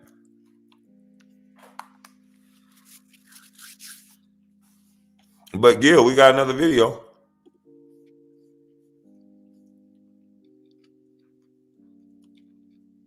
I'm not beefing with Ryan. I just disagree with what he said. It happened online. I said it online back. But look at how a grown man transitioned other than Gil, because Gil tried to make it seem like he speak for every grown man. And I want y'all to see how sad Gil look on this couch. Because his transition wasn't like Kenyon. Kenyon did the man thing and moved closer to his oldest child because he took accountability and said he wasn't there. But look how sad Mr. Arenas looked. He's dropping his head. He wearing all pink or lavender or some zesty ass, sweet ass. I don't know. But Kenyon is sitting there chilling, and he's going to tell the truth about how it was for him when he retired. And it doesn't sound anything like Gil, nor does McCants. While y'all thinking that money makes you something, McCants even sound like more of a stand-up gentleman than Gilbert with less money. Watch. Me putting time into my family. I retired. I left Dallas, moved out here to LA. My oldest kids was here. So for me, it was that. It was me coming here and being around them because I hadn't been there. Because for 15 years, I was occupied with my craft and trying to get better, and injuries and surgery and recoveries and a few other things. But that was like that's what it was for me. But you're trying to find that. But it's rough though. You wake up and you're used to having that routine, and it all changes. So now you got to find a different routine. You feel that's why a lot of guys might get into coaching or get into the broadcasting side just to still feel a part of.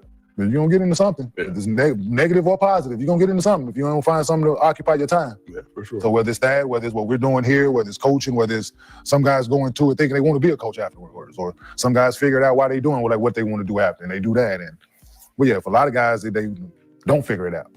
Then not everybody get that farewell tour to be able to plan for it. And most guys' careers end abruptly. So you think it's gonna be a next year, and then next year don't come. Yeah. And then the next year don't come, then you. So. Sound like Kenyon is describing Gilbert Arenas. When Gilbert Arenas is hearing these words and he's sitting on the couch, he damn near want to get in a fetal position. Because Kenyon had a plan. He was a responsible man. He moved back towards his kids. And the situation allowed for him to have a better relationship with his son that he said he missed time with.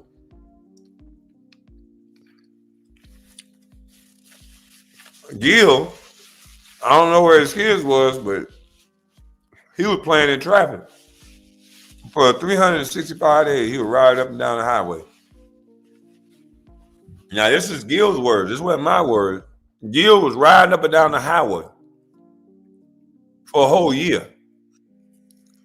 Kmart left Dallas, moved back to closest to his oldest son, got his son to hooping, playing ball. I guess he was already playing ball, but now his son is in the league. Probably a large part of that because of Kenyon did the right thing. But Gil is driving up the 405. I thought he was training his son, but okay. He said he only drove up there till 12 o'clock.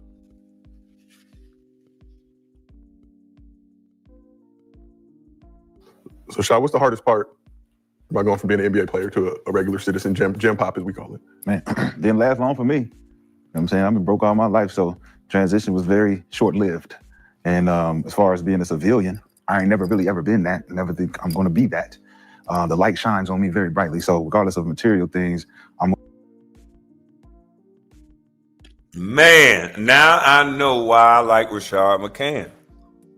And now I know why Gilbert probably can't stand Rashard McCann. See, Gil just tolerate Rashard McCann. He can't stand that personality. Rashard McCann is going into places wearing a king's crown. First of all, Rashard McCann, you may not know it or not, but Gilbert think he wear a crown. And the one he wears gold. So he don't like no nigga wearing no crown. So he already don't like you at all. Even on his YouTube avatar, he got a crown on. So you think he appreciates you sitting on his set with a crown on, nigga? No, he don't like you all real. They all competing for the same spot. And you feel like the light shine on you no matter what. Gil don't feel like that, bro. He feel like the light shine on him if he got money. So McCants, I'm telling you right now, Gil can't stand you, boy. You got to be making sure you saving your money and making sure you got an exit strategy. The first chance Gil get, he firing your ass. He probably trying to replace me with you.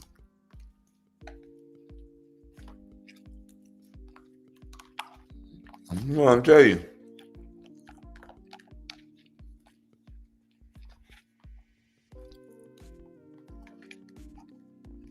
Hey, McCann, be careful. You an individual, bro. McCann better be careful. He around a bunch of people that don't like individuals.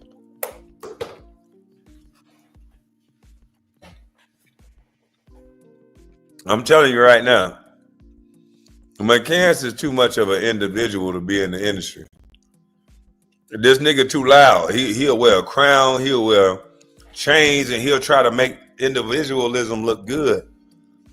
But the problem is with our society, the only motherfucker they want to wear a crown is the people that they say wear a crown. Only LeBron supposed to have that crown on, nigga. And you ain't LeBron. So what happens is he wears a crown, and you'll have people that don't got nothing to do with what he got going on trying to chip away at his motion and what he feel about himself. See, he don't need validation from what nobody else say. So he's saying, I'm the king, nigga. I'm wearing a crown because I believe this. Excuse me. But in our society, they want to give you their king. Because the motherfucker who they give you probably should reject. You need open-minded thinkers. Everybody should think like McCants, regardless of what you think. That's what make you, being an individual. It ain't about what nobody think. You don't gotta like what a nigga wearing. So now I know that Gilbert can't stand McCants because look at what McCann says. He like, look, I ain't no civilian. I ain't never felt like no civilian. So the NBA really ain't changed much. That's total opposite of what Gilbert said. Gilbert had $100 million and still didn't know what to do. He was riding up the 405 doing nothing. Watch what McCann say he was doing because he got another skill outside of just playing basketball, even though he was a great basketball player. move in a certain manner where, and as far as, you know what I'm saying, I've been broke all my life, so transition was very short-lived. And as far as being a civilian, I ain't never really ever been that, never think I'm gonna be that. The light shines on me very brightly, so regardless of material things, I move in a certain manner where people are always gonna know when I walk in the room, I ain't no normal nigga. So, you know, I take pride in that. So regardless of if it's the crown or an outfit or whatever it is, I'm gonna stand out.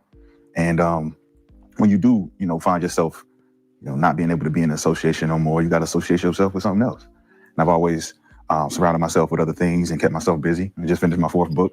So, you know, things like that has always been able to captivate me and keep. He just finished his 4th book. Now, did anybody know Rashard McCants write books? No, I didn't. But the brother just finished his 4th book at this particular moment when this came out.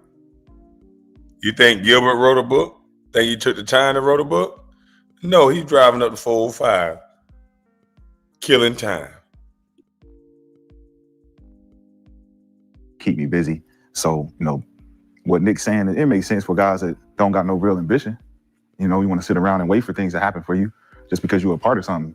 But for me, I'm gonna make it happen type of motherfucker. You know what I'm saying? I'm gonna stand on business. So, you know, regardless if it's basketball, football, baseball, bowling, whatever, you know, entertainment, tech, whatever, I try to keep my foot right in that door. So I don't really know nothing about it. I try to stay separate from the civilian life and just being able to exist. And ain't nothing wrong with it, but it's just, I'm a creative and I like to be creative. So I'm always gonna stand on that. For sure. And Gil, how about for yourself? What was the question? Going from an NBA player, going from being Hibachi, Agent Zero, to Gilbert. Oh, just me personally or just general? Personally, general, a little bit of everything. I mean, be honest, it's difficult. I mean, you know, you've been pampered since you was skilled, right? AAU, college, right?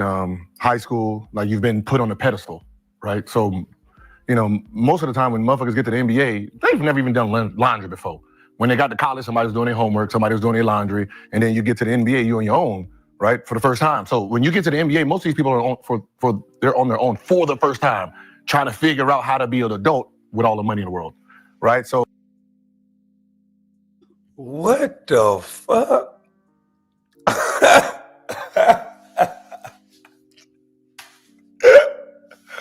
Holy shit. So hold on. I thought you said you were smart, but somebody was doing your homework? Somebody was doing your homework and you say somebody was washing your clothes? You don't know how to wash clothes or do homework? Oh my God. Jesus Christ. This man say he don't know how to wash clothes and somebody else was doing his home. So they set you up for failure your whole life. They knew once you were done playing basketball, you was going to be a tool that they used. Y'all don't allow y'all sons to turn into Gilbert Arenas. He is exactly what the go along, get along gang need. He don't have a choice, y'all. Now y'all see the reason why Gilbert Arenas is talking about me. He does not have a choice. What else can he do? He has no skills outside of creating narratives on the internet. What else can he do? Think about it. Sally Jenkins, I don't know that bitch. So why the hell would I give a fuck about what Sally Jenkins? She's just like a nigga in the chat. That's a old ass bitch that didn't know me, didn't grow up with me. I don't know nothing about it. So again, all the narratives that they ran about me, it don't make sense. But the stupid shit that Gilbert Arenas is saying, this make a whole lot of sense to me on why he's in the position that he's in.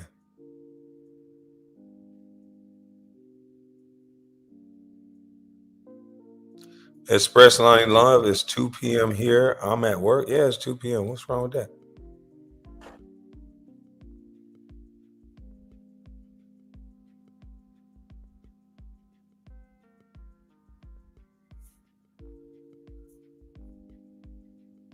You and Gil need to catch a fade, dap up, and move on. Why? Because I'm responding to what he said. We don't need to catch no fade. He don't need to do nothing. He need to move on. You know, if he's not gonna atone for his sins and give me my motherfucking money back, then just move around. It's all good. I ain't got no problem with you. It seemed like he got a problem with me, but trying to downplay me when this is what you say, it sounds lame to me. This man say we. I don't want this nigga representing me. When I said this nigga is a dumb, stupid motherfucker, and he gonna say what them white boys want him to say, this is what I was talking about. He says everything so matter of fact, and he tries to make it. He makes a reason why. I believe Gilbert Arenas make a reason why all of these top banks are stealing all this money from alleged top banks and financial advisors are stealing all these money from these athletes, and guys like Gilbert Arenas get up here on open airways and speak from his anecdotal experience and make it seem like every athlete represents him or he represents every athlete. And they'll keep pushing this dumb nigga out in front. But then when you have a guy like Jaylen Brown, for some odd reason, Jaylen Brown, who negotiated a $300 million contract, somehow he's not marketable. Our kids don't need to see him. Our kids don't need to hear from him. He build robots, but our kids don't need to know that. Somehow they need to know more about trolling by fucking Gilbert Arenas. Somehow they need to learn how to joke a little bit more.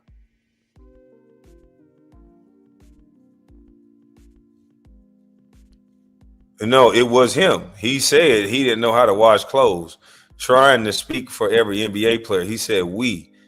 He said, watch this. I'm going to go back. He said he don't know how to wash clothes and all this other stupid shit. But Gilbert Arenas don't speak for every NBA player. He grew up in the back seat. He didn't have no washer and dryer. His situation was unique until he moved out to the valley. And them white people probably pampered him because he's black. And they made excuses for him. And a lot of times, these white folks that get these black kids, they do the all instead of teaching them how to live fucking life.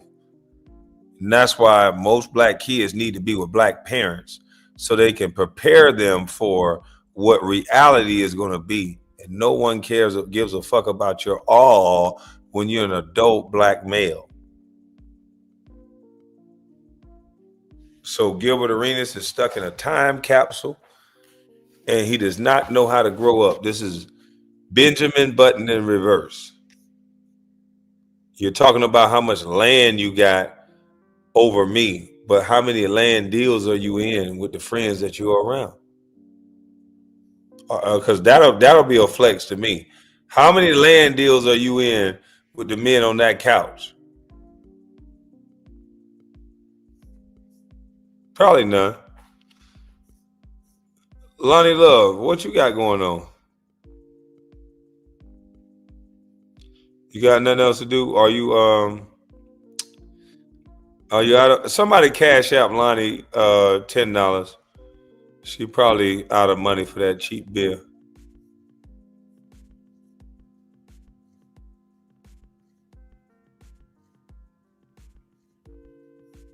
Kwame, you going to talk about the 49ers player that told his coach he wasn't going in the game, went in the locker room? He went in the locker room. Oh, shit. Yeah, somebody cash out Lonnie $10 for some cheap beer. Please, come on now. Give her $10, get her some cheap beer. She'll go away. I'm happy, bitch. Shit, I'm gonna find me another man that go to jail for fucking with kids. Shit, I like it. One love. I'm a counselor. I know how to pick them. I know how to pick a man that'll mess with a kid around me. Hell yeah. Girl, you don't shut the hell up. You need to get off the internet. You had a fucked up time on this internet. You lost your goddamn husband, all kind of shit. Hell wrong with you?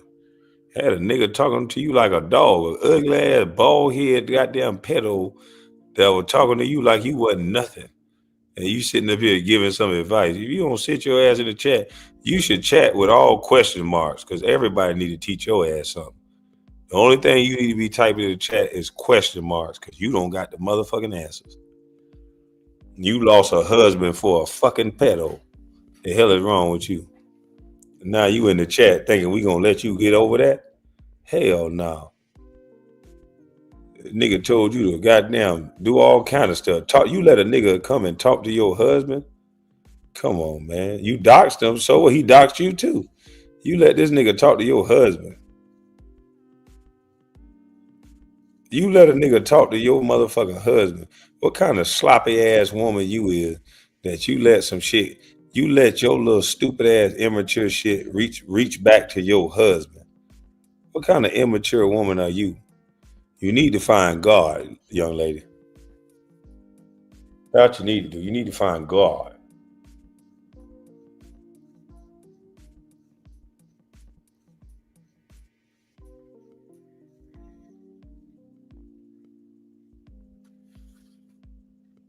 For real. You need to find God.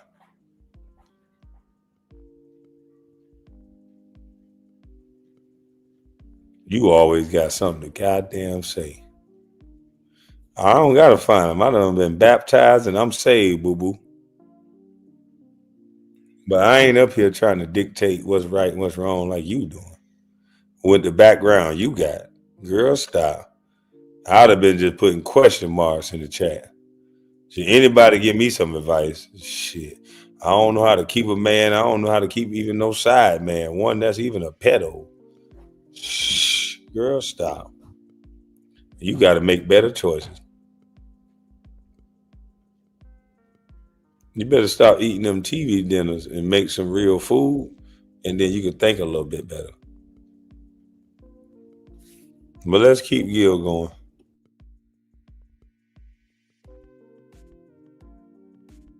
All I do is judge other people, you drunk driver. Well, I'll show the next couple times I'm driving, I'll show the exit signs. And if you're concerned with me drunk driving, the next time you just dial 911 and you give them the highway that I'm on. And you tell them to give me a DUI test. That's what you should do. Okay? All right. Otherwise, you're just running your mouth.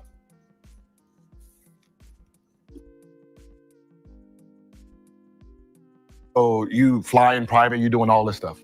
Now, when you're done, it's no different than somebody who's been in jail for 10, 15 years or in the army, right?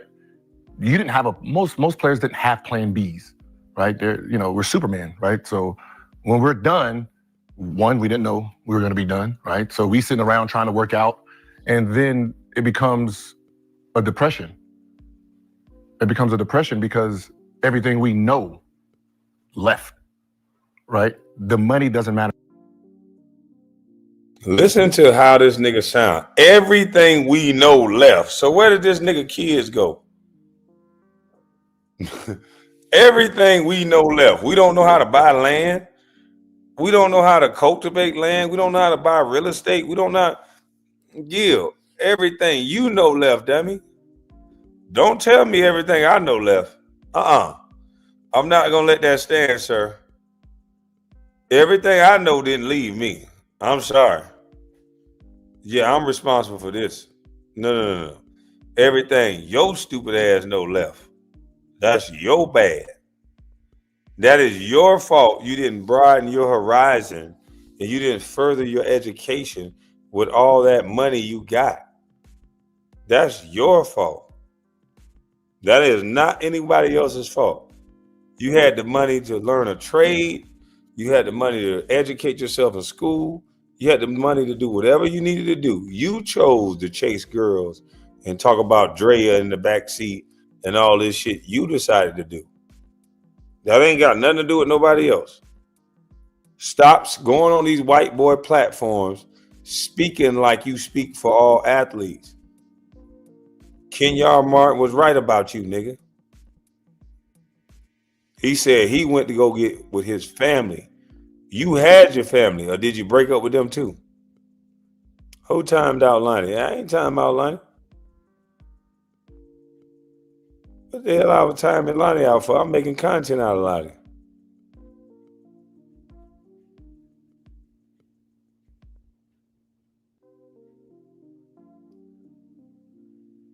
But anywho, Gil, don't speak for nobody else, bro. At all.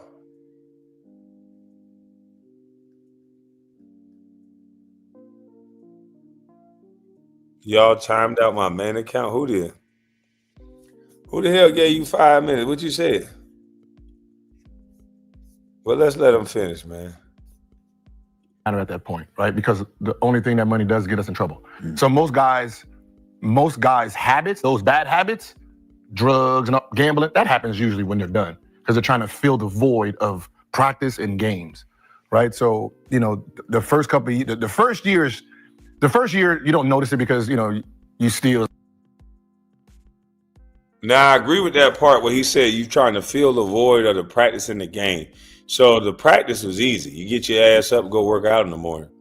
It was simple. You already got to take your kids to school. Go get a little workout in. You know, I went and worked out. I rode ATVs. I did all kind of shit in the morning. And then I knew I had a baby daughter. So by the time she got up, I did everything with her. We rolling around on the grass. We nutting the fuck up. So we was good money. But that's simple shit, man. I don't understand that. And I replaced the games with going to the club. So that's one of the things I had to adjust. Nigga, I was going out like a motherfucker, boy. Shit. The only time I was staying in from when I was tired from going out. So shit. Anytime it was a party, nigga, I'm at the party. Because I replaced that. I was up at night. I'm used to performing at night. We used to playing games. And shit, the house was turning down at 8:30. So the house turned down at 8:30. You like, what the fuck? No TV on, no nothing. So you go to the little back room. That's cool for a while. So you like, fuck it. I'm just gonna go out. I'll be back. So I would go out, but that you have to adjust to that, and that's about it. When you realize that you get on your shit, you good money.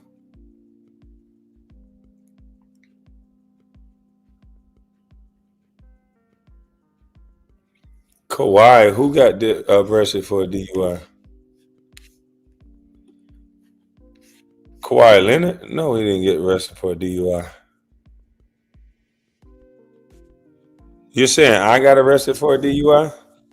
You can get arrested for anything, Lonnie, but that arrest got thrown out. I got 100 and something people arrest thrown out. So no, not guilty. They gotta arrest you when you refuse the DUI test or whatever it is. They gotta take you to the station. You take it then, and then that one there was overly inflated. So you just talk. I don't know what she's talking about. DUI, you are a celebrity. Oh, so that makes me guilty? Oh, Lonnie, I don't want to hear your shit. See, now you're going to make me block you. See, I'm going to block stupid delusion like that because that means that there's no way to be honest with a person like this. Because I'm always wrong. I can't help that your sorry ass mad of success. It's not my fault. I don't want to hear that shit. I don't got no time to explain to a bag of bum ass motherfucker that ain't do shit with their life, and then you feel like you're not successful, so everything becomes a celebrity fault. I don't got time for that. Hell no, I'm not doing that.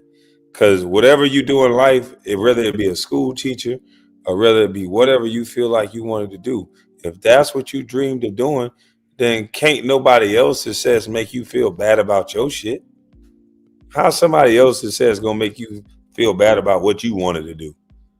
If you wanted to be a truck driver, if you wanted to be a barber, nigga, fuck what somebody else say. So Lonnie, I'm not my cousin. I'm not gonna allow you to come on my chat and say a bunch of dumb shit. We're gonna keep blocking you. And if this is you again, we're gonna keep blocking you. You people are like a cancer. All y'all want to do is come to somebody's chat and put your negativity in it and try to cause division. Me, I don't need you over here. Your negative ass will get blocked. I block every last one of your goddamn ragged ass account. We don't want to hear that negative ass shit that y'all been running on my cousin. Get your goddamn ass up out of here. Nobody give a fuck who drunk, who ain't drunk. You can be drunk. Who gives a fuck? Y'all grown. Take your ass back over there to the goddamn desperate ass Loserville section.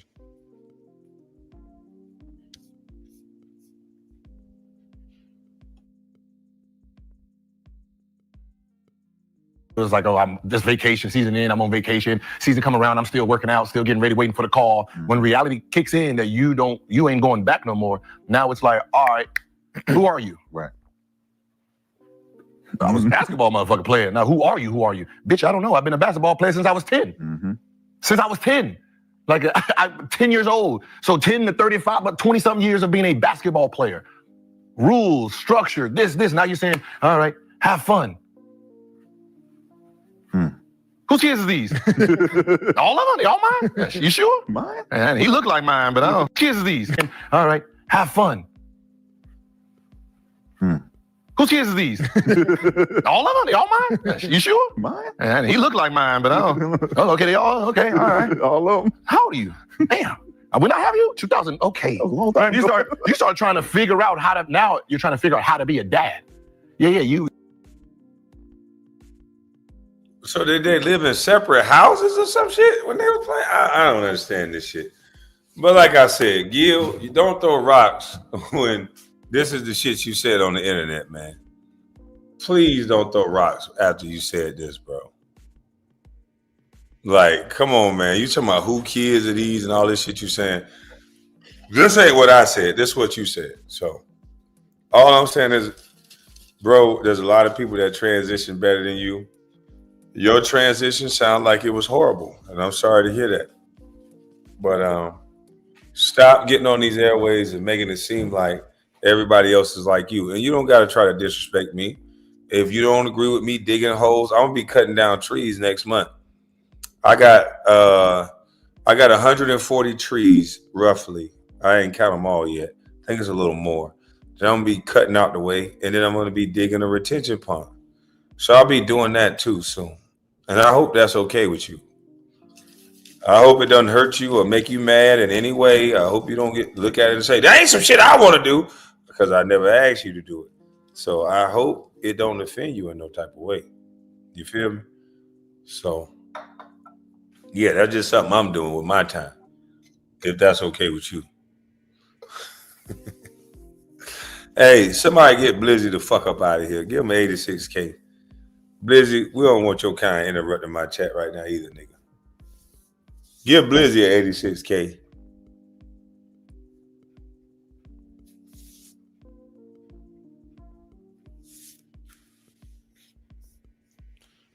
Okay, we got to get this last attempt up out of here. Let me get this last attempt up out of here. Yeah, we're gonna fly. We're gonna keep Lonnie ass up out of here. Fly her ass every time she come in here. We're gonna put a goddamn no knock warrant on Lonnie ass. Y'all see Lonnie in here today? Any day, no knock warrant. Slang her ass out of this country. Put that Donald Trump immigration plan on Lonnie ass. I want her out of this country. I want her out of here now.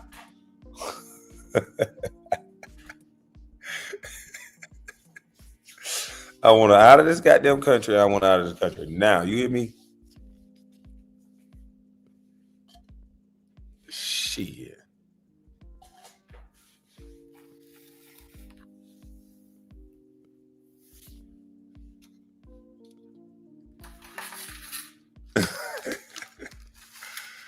I'm just saying. She love negativity. That's all she know. I don't give a fuck about nothing. I don't care. Yeah, nigga can tell my husband what I did to his dick. I don't give a fuck. I really don't even care. Hell, I don't even know how to say care. I don't know what's going on. Yeah. You drunken motherfucker. Kwame gotta think you out if you do the story. You say I'm a celebrity on one end when it's a good thing, but you don't want to talk about the bad side of being a celebrity. Motherfucker try to make it like it's a one size fit all. See, first of all, you can't use that shit with me where I'm gonna act like I'm gonna prove something to you. I'm not white and I'm not scary like the rest of these niggas. I'm gonna tell you, you a stupid nigga. I'm not trying to hear the stupid nigga shit now. I'm not trying to hear it at all. It ain't my fault we think different. You gonna call me something I'm not just because I made more money than you. Shit, you could have did hell. You could have put that goddamn 21 steel down, 211, and goddamn went and did you something. But no, you want to sit here and argue. You want to argue, waste time online, cheat on your man. You make bad decisions. We seen from the decision you made online, you make bad decisions. So shut that shit up. It's your decision making. You know it and I know it. Yeah, damn, straight up drunk talking about a DUI. The fuck is you talking about?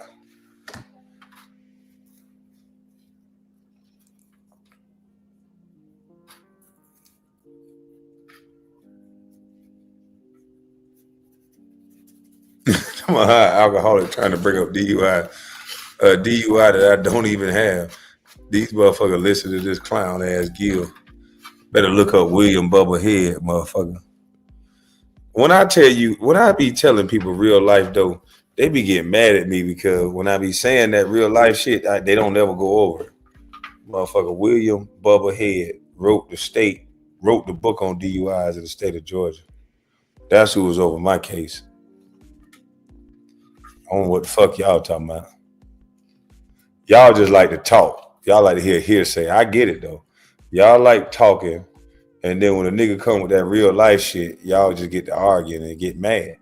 But look up my case and look up William Bubba Head and where he from and what he wrote the book on, and look at what happened with my case, and you'll see. I don't want to hear that shit y'all talking about. In real life though.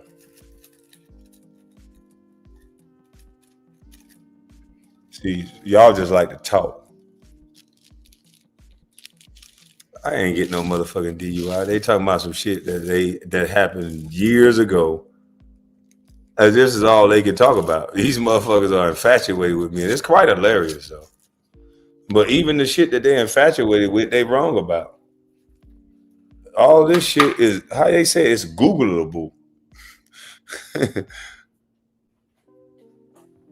You had a DUI, we see it today. Why are you lying? I got charged with a DUI, you stupid son of a bitch. That's the difference between charged and convicted. See, that's what's wrong with slow motherfuckers. Slow people just say things to just get their shit off. Smart people try to talk about it and understand things. Did I get charged with a DUI years ago? Yes. Did the DUI get thrown out? Absolutely yes. Why don't you want to talk about that part? The justice system worked, buddy. So why are you bringing up something about the justice system that worked in my favor, buddy? Or are you trying to push a narrative and you don't want to get it out, the fact that you can charge me, mud, I wasn't guilty. Oh, okay. And I said that so long ago. Yeah, Derek, I said that so long ago. William Bubba Head, go look it up. Whatever, what else y'all gonna bring? I don't get it. I never said I was perfect. Well, what I said was I stand on whatever the hell was going on. But Gil, listen to yourself. You was a dad in the NBA, but I mean, how old are you? Damn. When I have you, 2000. Okay, a long time. You start trying to figure out how to. Now you're trying to figure out how to be a dad. Yeah. You was a dad in the NBA, but I mean, what does that really look like? You're playing games at night, they're asleep, you get home, you're traveling, you're gone 14 days, you come back. You the dude that's interrupting their lives. Right. Waking them up at 2 a.m. in the morning. Hey, I'm daddy home. Hey, daddy. Daddy home. Hey, daddy. Go back and sleep. Right. So, being a father for the first time is what happens when we're done. But for our competitiveness, that's what gets triggered. Mm. That's where the depression comes in. That's where the loneliness comes in, because we don't have the locker room to talk shit no more. We don't have the practice to really go rah rah. Man, why the fuck is this nigga trying to sound like he is a psychiatrist or something?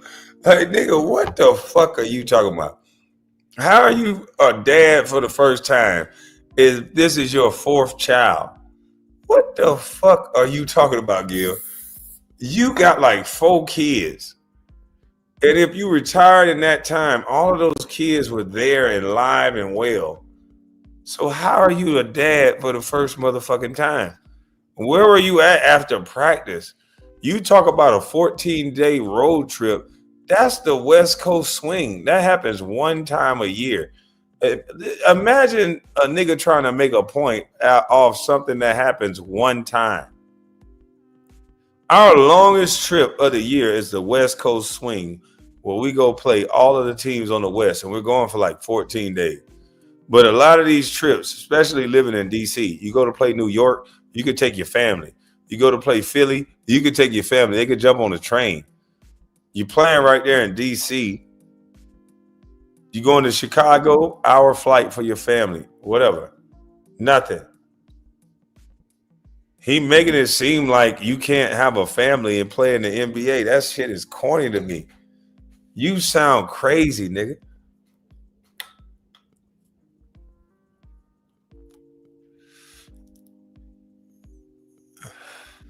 This nigga crazy.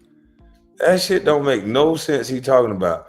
He's dumbing down all players as if there's no Jamal Mashburn in the world. As if there's no Kwame Brown in the world. There's some niggas in the world that didn't go broke like you and have to do all the shit you did to make money. Allegedly, I think I snapped.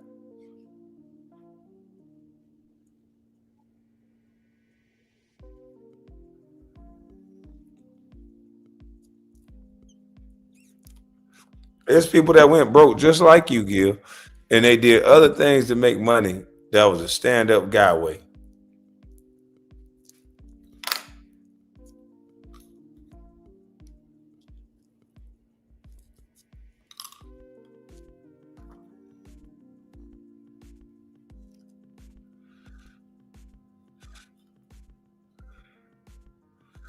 Gil been on that booger sugar for 20 years. That's why he always yelling. That's what I'm saying. I guess he ignored his family the whole time he was in the league.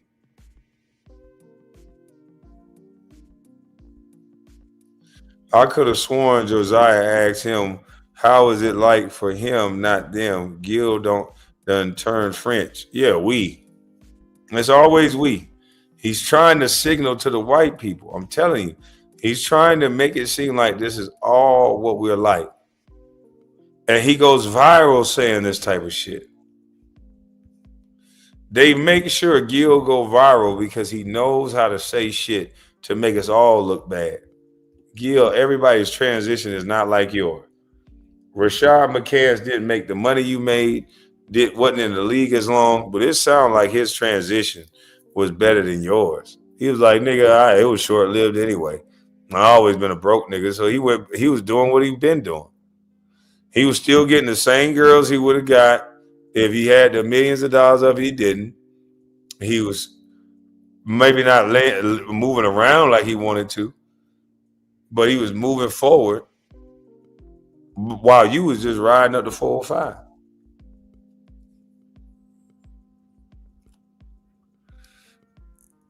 You were just riding up. You would ride up the 405 ass nigga, boy. That's crazy. You say, what? When did I have these kids? What am I? That's crazy, bro. You know what I mean? Where's our aggression gonna happen? Right? You know, now we talking to a girl who now looking at us like we ain't shit no more. Right? So you ain't got no games today. Watch these kids. Who you think you talking to? You better look at my resume. Well, that resume is old now. Like, you know what I mean? So, you know, most of our problems come when we're done because, you know, we have. Wait a minute. You ain't got no resume. You ain't got no job now. Watch these kids. Who the fuck you think you talking to? She talking to you, nigga. What are you talking about? Why does she have to ask you to watch your kid? The one thing my baby mamas can't say, if they give me my kid, they'll never hear from me again. You give me my goddamn child, you'll never hear from me again. You don't have to worry. Whatever you thought, you will have to worry about old Illinois anymore. If you thought it was about you, you give me my child and watch what happens. Your phone will never ring. This nigga here said, his wife said, you ain't playing in the NBA, watch these kids. And he said, who the hell you think you talking to? As if that was a diss to ask him to watch his kid. She was dissing this nigga. You watch your kid. This nigga, who you talking to? Damn, Gil, that's your kid, big dog.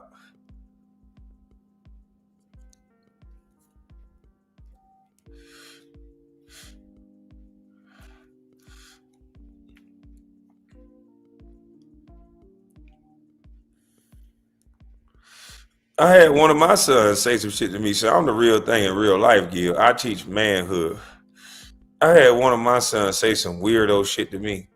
If I had 66, I would do, before he could finish the sentence, I hung up, he would block. If you had 66, what? Good luck getting it. Don't tell me what no if is. Show me. And since you talking like that, you grown now. You got it. Yeah, you got it. You grown now. I'm the real thing in real life, Gil. Ain't no motherfucking thing you can bring to the internet about me. I'm like this for real. I don't like vagabond. I don't give a fuck if it's a son, brother, whoever else. Bitch, you wasn't with me shooting in the gym. See, y'all just want to break that down for women. Nigga, that go for everybody. Everybody will treat these niggas like they nothing but a paycheck. And I'm not going to be treated like a paycheck by nobody. Not by nobody. You want to come learn this cracking, you can come learn it. But if you got advice for me and you ain't even half my age, I think you're going to get dial tone. Yeah, you're going to get dial tone until you show me that you understand what you're talking about.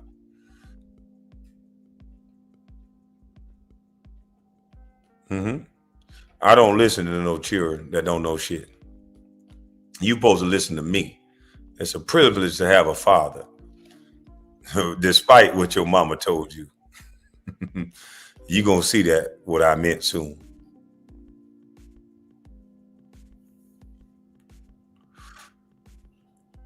Well, that's on you. I'm not asking for your agreement. Stop capping. If one of my boys, my male child, go to talking like he the man of the house, then he got to get the fuck out. And he got to go on his own and show me what he talking about. Don't talk about it, be about it. So if you agree with your kids no matter what, that's on you. That don't got shit to do with me. We can agree to disagree. But we don't got to agree or disagree.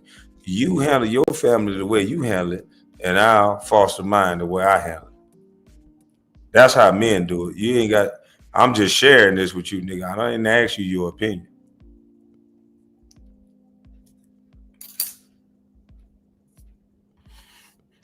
I come from a generation where boys got to prove something. You don't just get to say something. You got to prove something.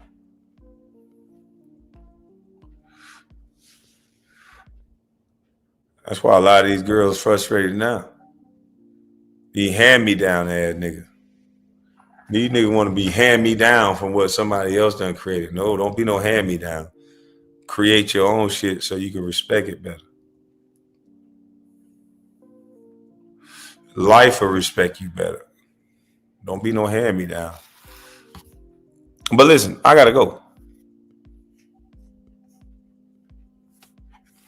26 bucks today. Let me block this nigga. I don't know what that nigga talking about. I gotta go. I gotta make sure I make it to my situation on time. I will holler at y'all. Hey, Gil, man. Hey, listen. When you ready to grow up and stop being a Toys R Us kid, let me know. Otherwise, you keep dealing with this type of shit, thinking this is salute to you, chill. Thinking this the end all be all and shit like this. Thinking you cool because you're a part of some group. But you know, I'm straight though, big dog. That's what I'm talking about. No panels, just raw, uncut, mama's cooking. This nigga don't like them panels. Hey, I'm just saying, man. Gil, good luck to you, man. Come correct or don't come at all, please. But shout out to you, man. Shout out to Gil's Arena. Shout out to all the guys that don't understand. But I don't understand, I overstand. So have a blessed day. I'm up out of this thing. I'm gone.